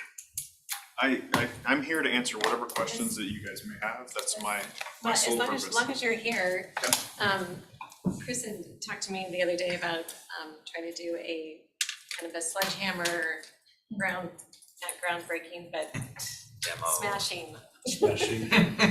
Yeah, it's a smashing, a soft demo is what we're calling it because we don't have demo permits yet as we're working through this process. So it's vandalism. You own the property, so you can kind of do what you do. Self-vandalism. But Scott, I was gonna reach out and kind of go through the proper channels too, but I'd like to formally invite to the commissioners out. Right now, we're loosely targeting next Monday at noon. It sounds like that may be a window of opportunity.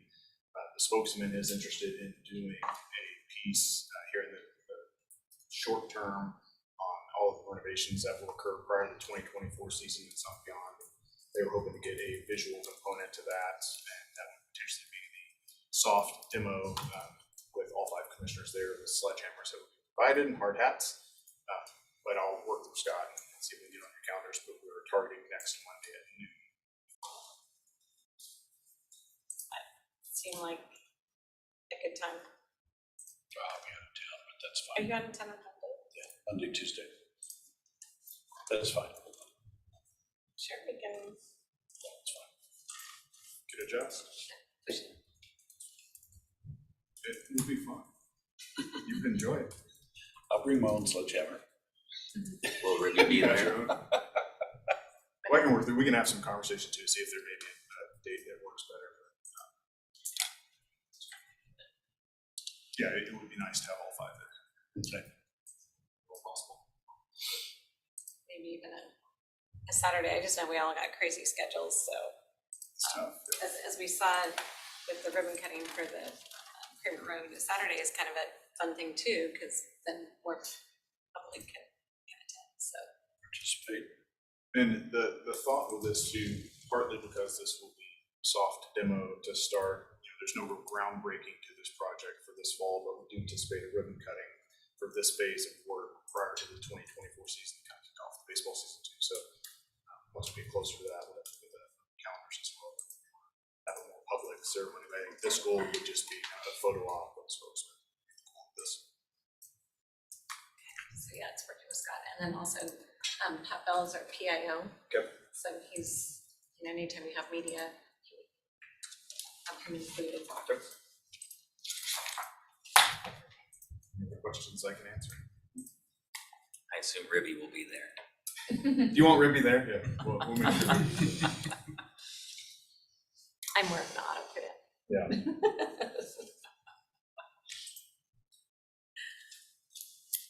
Okay, thank you very much. Okay, we'll get going. We still have lots to do.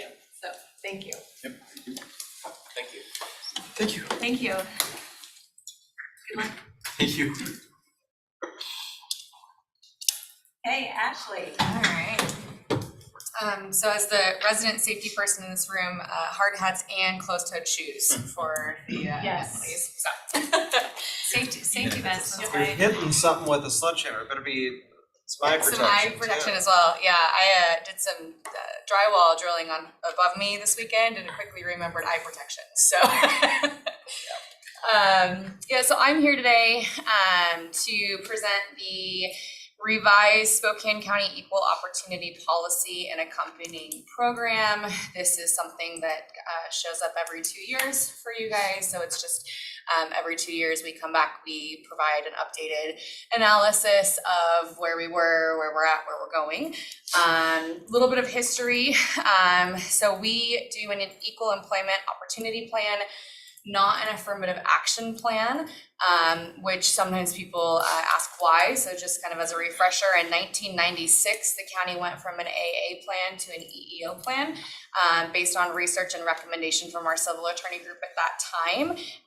And the AAP exemption, the affirmative action plan exemption, is in CFR Title 41, Chapter 60, and it's still there today. So that's why we continue to use an EEO plan rather than an AA plan, but they're very similar in nature. So basically, just as another kind of fresher reminder, our goal is to have our employees as Spokane County employees throughout our various job groups mirror the makeup of the qualified individuals within our immediate and reasonable recruitment area. This is not a quota or qualification program. It doesn't have rigid proportions, and we don't use it and cannot use it to justify extending a preference to any individual, nor can a person be selected based on a protected class status over merit. So it's still our goal to hire the most qualified candidates, but within that, doing our best to mirror the population that we live within. As I look to you guys to reconfirm your commitment to this as an employer, again, just a reminder, we are one employer. So sometimes people think, well, because of all the electeds, we can all operate differently. As an employer, Spokane County is the employer, which is why we have one equal opportunity plan. If the EEOC ever comes in and does investigations, they look at us as Spokane County, not as just the commissioner's office or the sheriff's office or the prosecutor's office. We are one employer. So with that, the policy and accompanying program includes data from the entire county. It's a huge document that is in your packet, and I'll just briefly kind of touch on who it applies to and how it applies. So it relates to all principles of equal employment opportunity in our employment and our personnel decisions. It includes all employees excluding elected officials do not fall under our EEO plan. Chief deputies do not fall under our EEO plan. And in current state, based on a resolution from 2005, there is a list of other employees who do not fall in that is extremely outdated, and I'll be recommending an update in our next resolution. Those outdated include titles of Chief Budget Officer, Chief Operations Officer, all of our directors, our CEO, Hearing Examiner, Court Administrator. Basically, it's your department head list, so to speak, and that ties back to a policy in 2005 that required residency. So in 2005, the commissioners, the county had a policy that required these positions to live in Spokane County. People reside in Spokane County within 6 months of employment. And so because of that, they excluded them from the EEO policy for some reason. I was in college in 2005, so I can't speak to why that decision was made, but it was. My recommendation moving forward would be to include your electeds and chief deputies, or to exclude them continued, and then any appointed by the BOCC. So your CEO position, your county engineer position. But anything further down than that, I would recommend would lie within the EEO policy. So your directors would fall back in the EEO, and any other positions that are not your chief deputy type staff or an appointed. What would be, Yeah, go ahead, I got one too. what would be the reason for that? To ensure that we're doing the best we can to have the recruitment process followed to reach the most qualified candidate pool across the Spokane area, right? So when you carve those out, technically you could just pick whoever you want to put in there, therefore potentially reducing the ability to recruit and to really look at a cross candidate pool, so to speak. And so oftentimes when you're looking at like even a director, my position, for example, while my position is currently on this list, I would encourage anyone, if you were replacing me, to post the application, have people apply, look at your qualified candidates to get the most qualified candidate that you can, not just to handpick somebody who might be somebody's favorite person, or what that starts to kind of skew that ability for us to say that we are hiring the most qualified candidates and giving people an opportunity to apply for such roles, especially on the opportunity side. Just to throw my hat in the ring is incredibly important as we're looking at how are we recruiting candidates versus just selecting.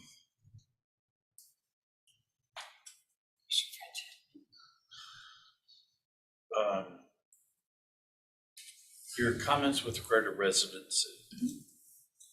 Would you repeat that for me? Because I'm not sure I heard it right. So please repeat it. So we no longer have this policy, but in 2005, there was a policy that stated, so it was the chief budget officer, chief executive officer, chief operations officer, county engineer, directors, so any of our department directors, hearing examiner, juvenile court administrator, medical examiner, pretrial service manager, public policy and communications manager, and Spokane Regional Law and Justice Administrator. All of those people in those positions were required to have a residency within Spokane County within 6 months of being put in that position. And we got rid of that. Correct. Okay. Yes. I just wanted to make sure you knew that we got rid of that. Yes, which is why I'm asking to amend this, because it doesn't align anymore, right? It doesn't make sense to reference a policy that no longer exists. In the EEO plan. Correct. And so as we're looking at eliminating that, and we're looking at how are we encouraging all people to apply for our positions, that's my recommendation of including your appointed and your chief deputies in that list that's external to the EEO plan, but all other positions would fall within. And I would recommend including your any of your line level type employees, right? So truly the number 2 staff positions would be excluded, and then the appointed positions. So when it's all said and done, the only ones that have a residency requirement are the electeds. Correct. Okay. So do the electeds, independent electeds, have to follow this as well? That's what it's been in the past, yes. And when we reached out to other counties, because I did that work, we have one group who asked me, do I have to have my employees follow this? I reached out to other counties and said, what are you doing? How are you doing this? And all of the other counties I spoke with in Washington State said, yes, we all follow an EEO plan. We are required under RCW to have an EEO plan. There was one other county, which is King County, which one of their departments had their own EEO plan, and that was the prosecutor's office, had their own EEO plan. They also have their own full HR staff, their own full set of policies, so they look different than we do. And their HR staff and their policies govern their office. And so that's where they looked different from the other counties like Snohomish, Pierce, Yakima, all of the others that I reached out to. So you do need an EEO plan for all employees of the county. In the past, we've rolled it up in one. I would recommend continuing to do so because it impacts things like recruiting and our policies around promotions and transfers and all of those policies that we have in place.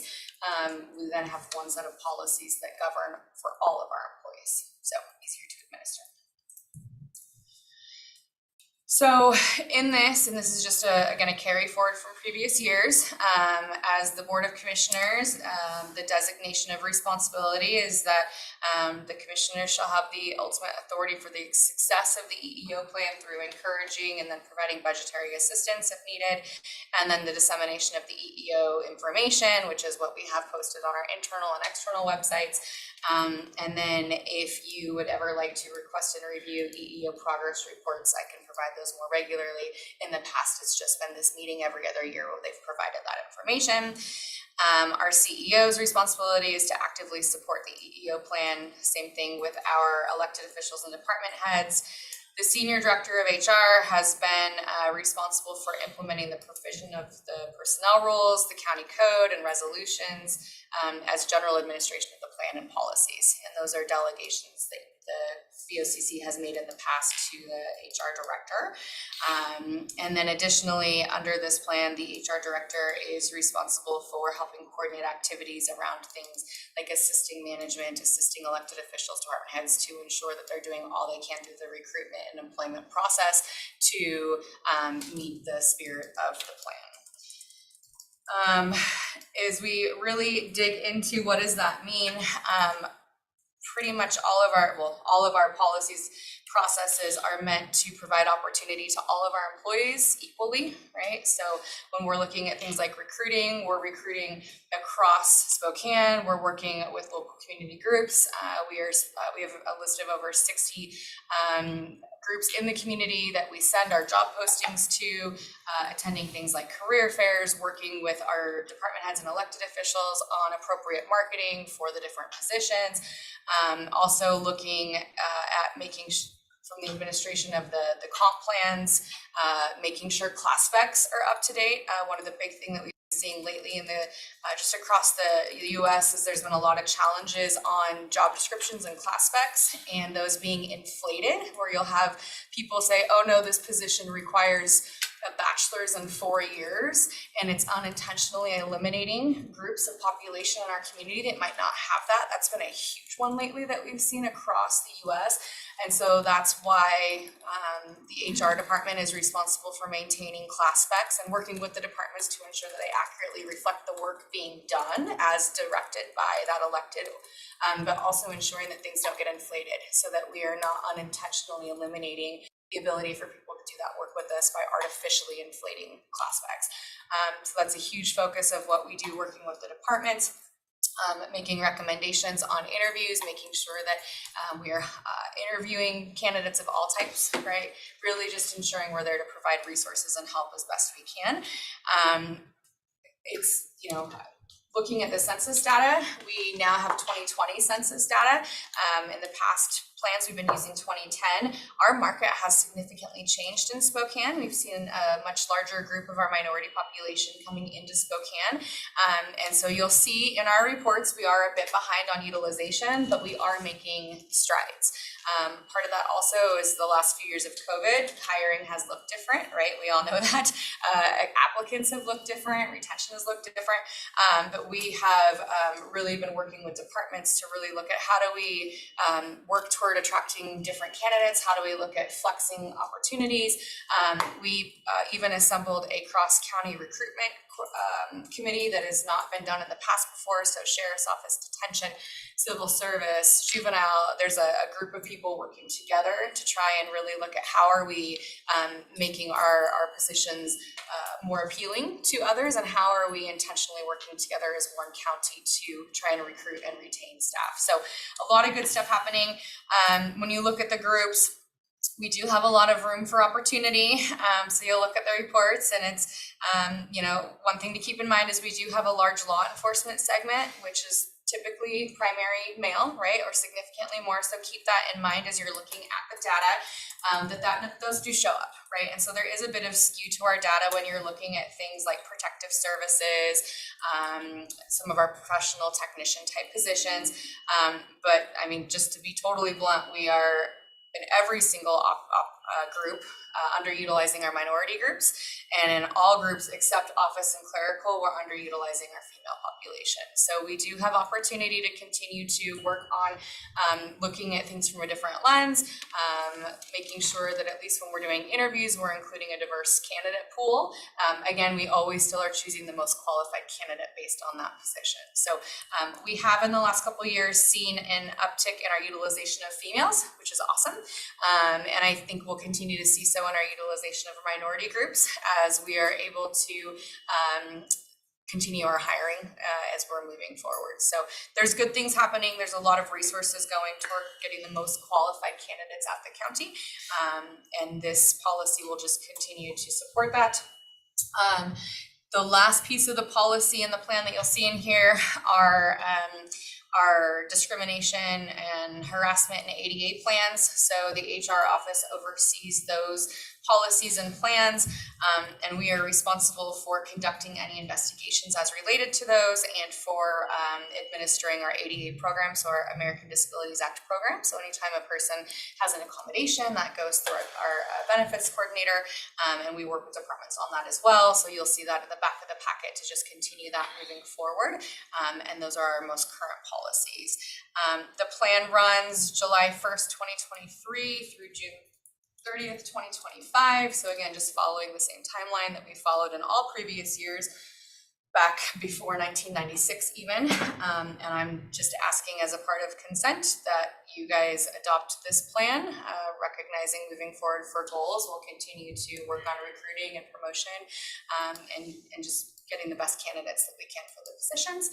And then the one change from the last program to this year would be to amend the who does this policy cover and pulling that director pool out. And so it would just be your electeds, your chief deputies, and then the BOCC appointed positions. Any questions that I can answer for you? Do affinity groups. Yeah, we do not. Have we ever thought about that? I sure have.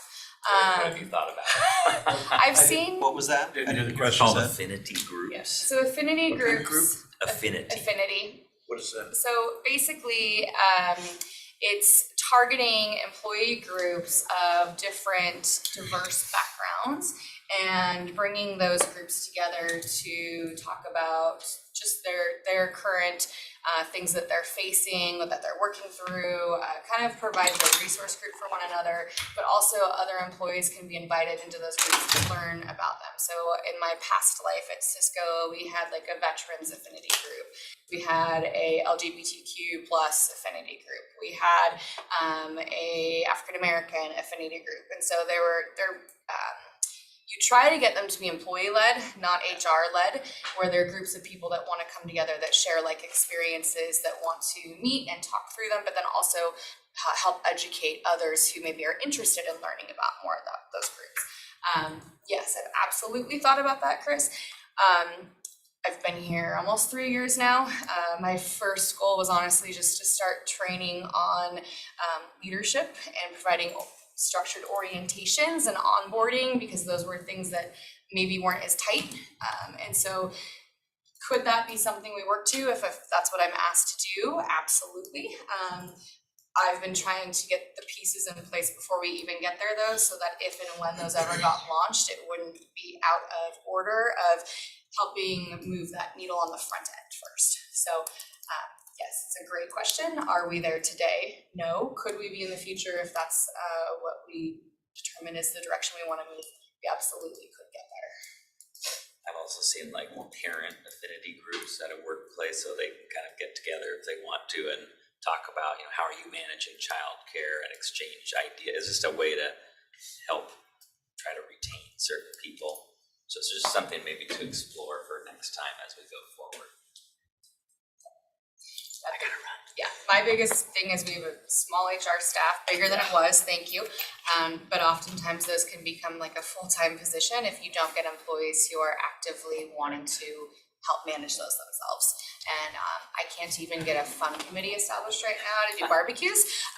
So if we can get that going first, that'd be, but yes, that would be the goal, yes. Yep. Any other questions I can answer?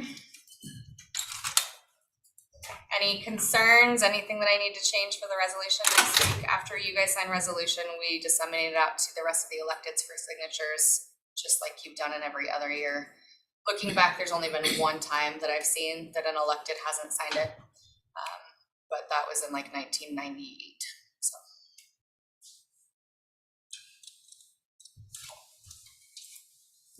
Is what it is. Yep. So, thank you.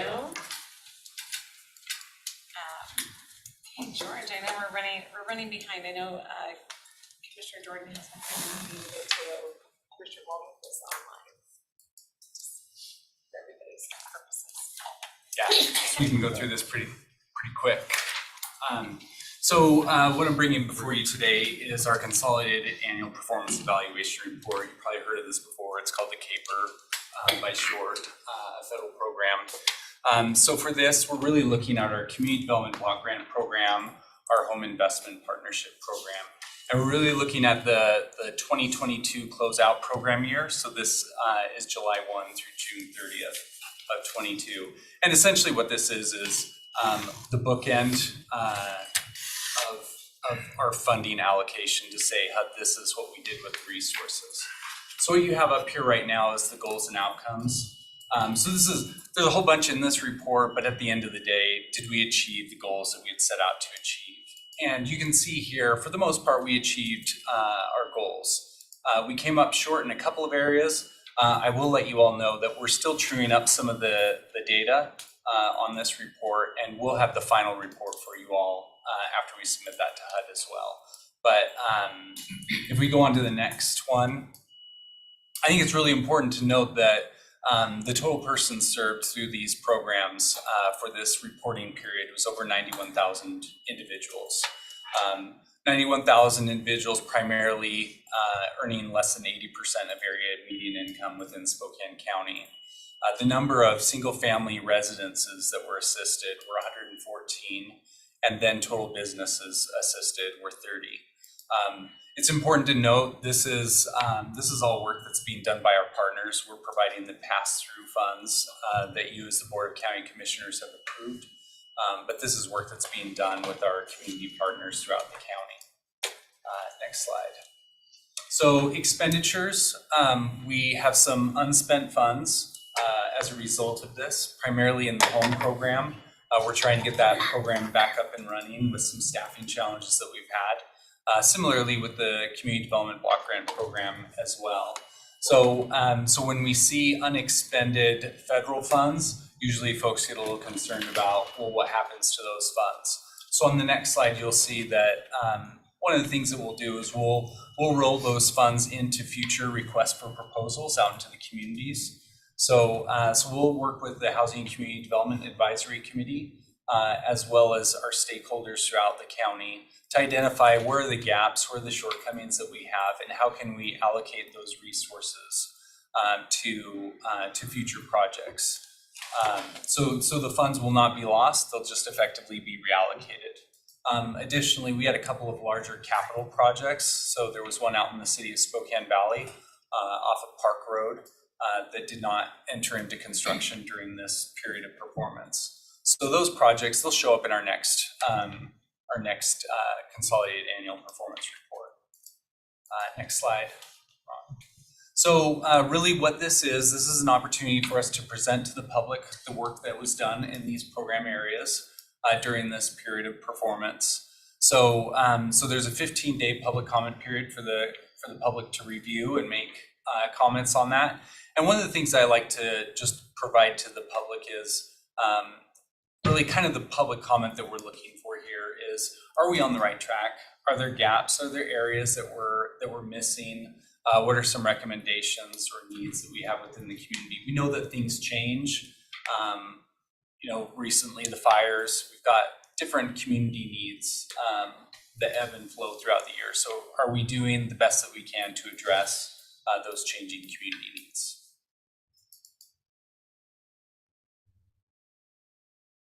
Sorry, Ron. And then how they can make public comment.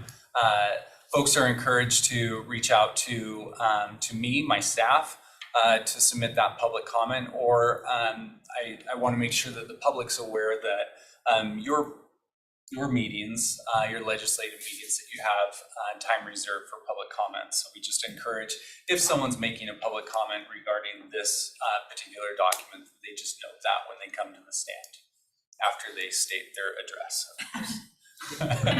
Name and address. I was gonna say it every time. So what we'll do is we'll complete the public comment period, and we'll report back to HUD and then you all any significant public comments that we receive from the report, and then we'll submit that to HUD once that public comment period ends. So hopefully by close of business on Friday, September 29th. And I think that's it on the slide deck. Any questions, comments for George? All right. So we had, any other miscellaneous items? I know there's one miscellaneous item. Yes. On today's agenda for this afternoon is the resolution distributing funds to the Race for Dean Foundation. That resolution was not included in the Friday publication. It was published yesterday morning at 9, and so to move forward with that one, that is either going to need to be done. Wouldn't be by leave because it is on the agenda and was published on the agenda, but would need to be open for comment this afternoon or bumped another week so that they can comment. We have a 24-hour comment period for written comment. So at the board's discretion. I would prefer to bump it just so we don't have to worry about the public comment side of it. Just bump it. Sure. So strike that from today's agenda. Place next week.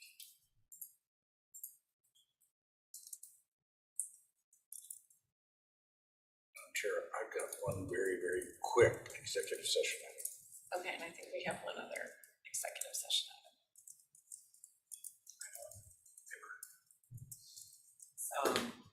So then, 2, just as I'm looking at today's agenda, 6A has been removed, and how do I want to state that? I believe all of the necessary notice has been there. You know, if you wanted to make a statement on the record at the beginning to just note that for the record, that would be fine, but Gina has already published the Okay. And I will put cancellation of Okay. that public the hearing. updated agenda at the So canceled is the Okay. term. Stricken from the Stricken, agenda. canceled, it's term of art. Roadkill. But if you want to state the reason why is because the codes have been extended to March 7th.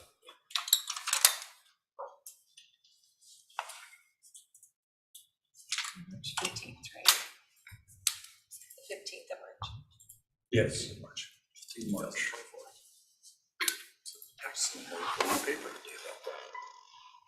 Yeah, so you got some ink in there. I did, boy, I tell you.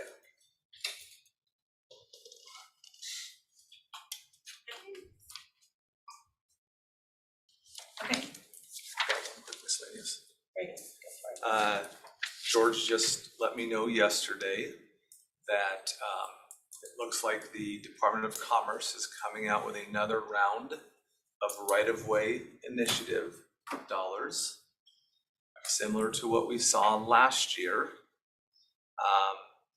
Last year, as you recall, we did not get notice of it, the county did not.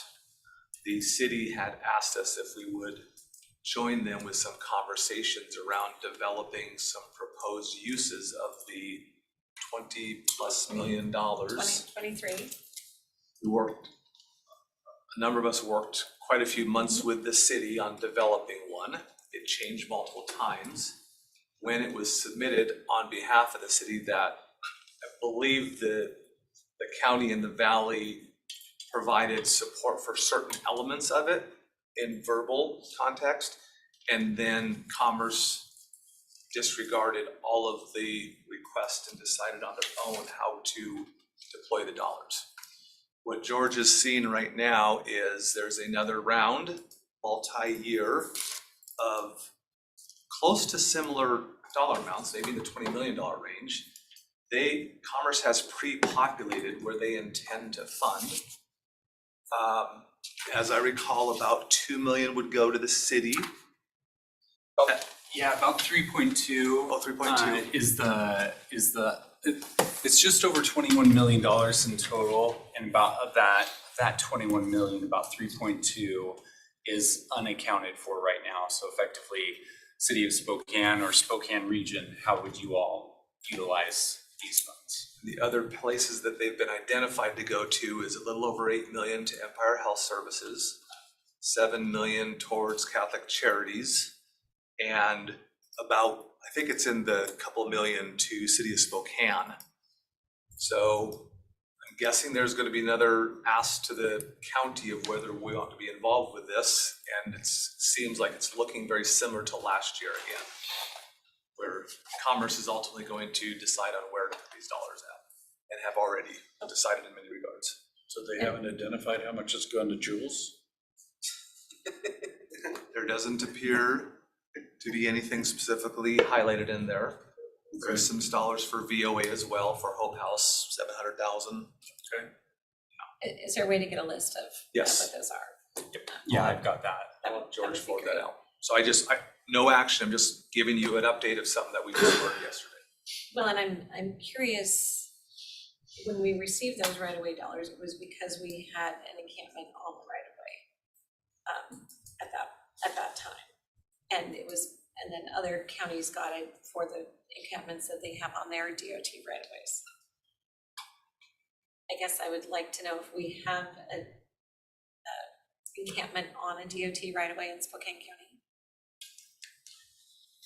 I'm not sure we know that, but we could certainly ask. I guess that's what I would like to find out. Because it's like, if that's the purpose of the dollars, I find it hard to see these organizations, choose to say why Commerce is doing it. If they're trying to get homeless off the streets, great, but that's not a DOT right away. So I guess I'm just wanting to be clear as to what the purpose is, versus, it's not right-of-way dollars. Is it really DOT right-of-way dollars, or is it homeless funding? And I don't have a problem with homeless funding if they want to do that.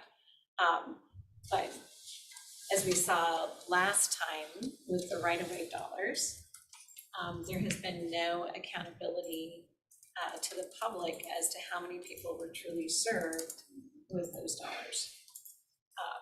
So, not on us, it's Commerce dollars, but as we look at dollars, we need to understand where those dollars are going, because then we don't want to be duplicating efforts.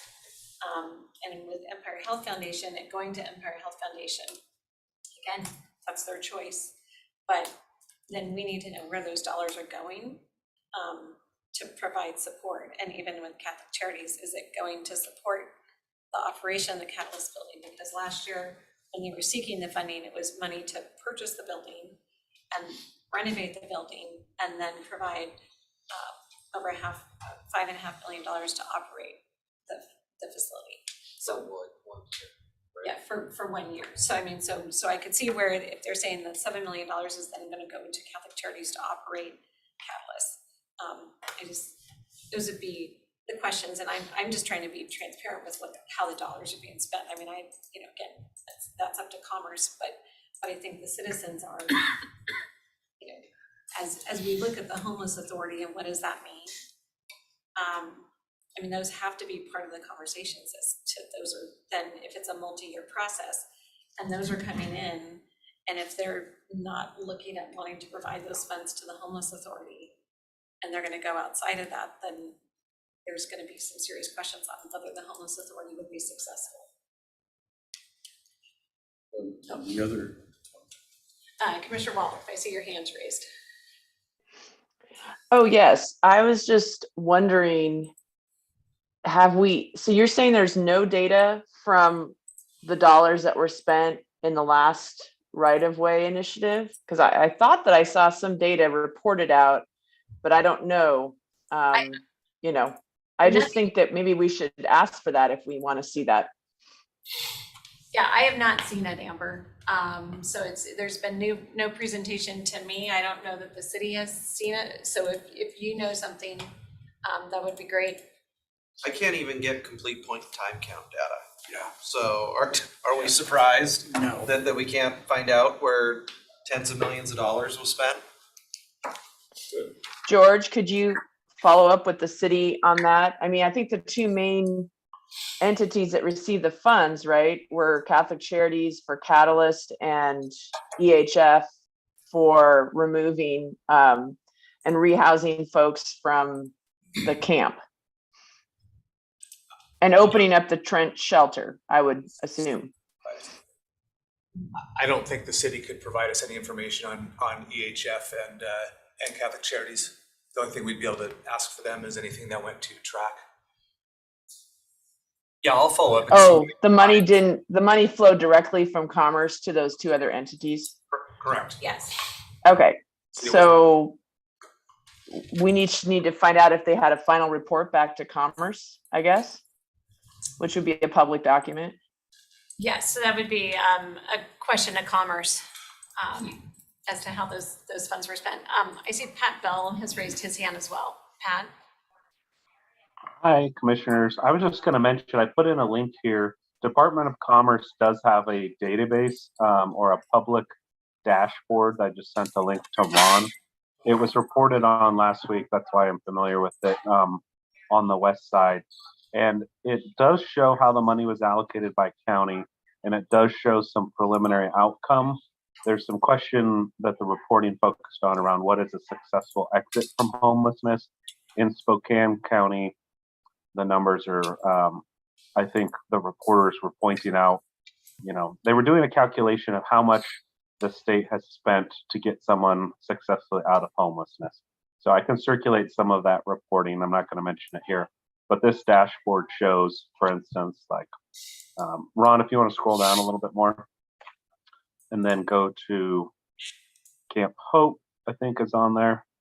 Yeah, so they don't have a number of how many were successfully exited, but it shows how many were at the camp, how many were offered housing, how many accepted housing. And those numbers are, the reporting on the west side was saying could have cost upwards of $1 million in some cases, if you consider that a successful exit versus somebody who accepted temporary shelter or vice versa. So anyways, there is some data available online. I just wanted to point that out.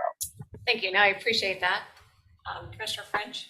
Well, and the other thing that was stressful about the first allocation was that there was no community outreach in terms of how the funds were going to be spent or the whole Catalyst effort and stuff. I mean, they just dropped that in the middle of that neighborhood without any warning and stuff. And so that's a little concerning. I mean, if we're gonna be investing in these facilities, there ought to be some kind of community input or involvement before we make that significant investment.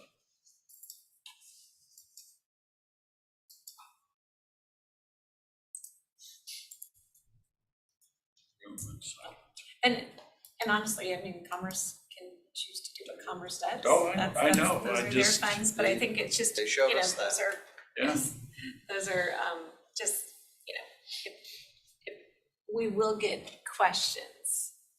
And again, I think to me and Amber, you can correct me, but I think if this is what Commerce, if they're gonna give money over so many years, and as we look to this homeless authority, it starts to, thwart the homeless authority, because that's more dollars than I think all of us are putting into homelessness combined.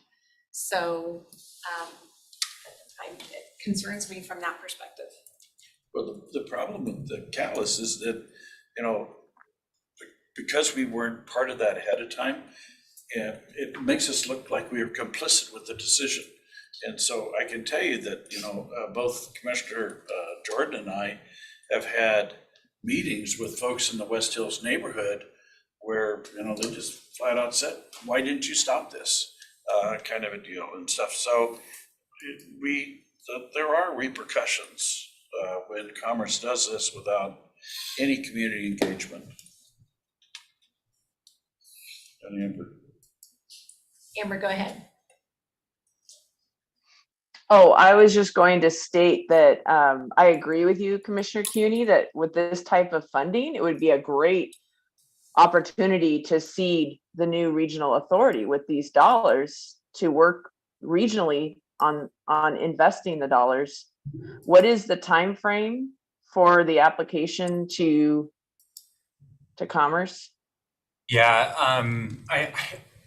October 25th comes to mind, but I don't have the information in front of me right now, but I'll disseminate that out to you. Disseminate that out to you. So is the city's planning to apply then? Yeah, so just for reference, we had our very first meeting. We got notice from Commerce, I believe it was last week on this. I met with the city of Spokane yesterday. After I met with the city of Spokane, I had an opportunity to just brief Scott on that.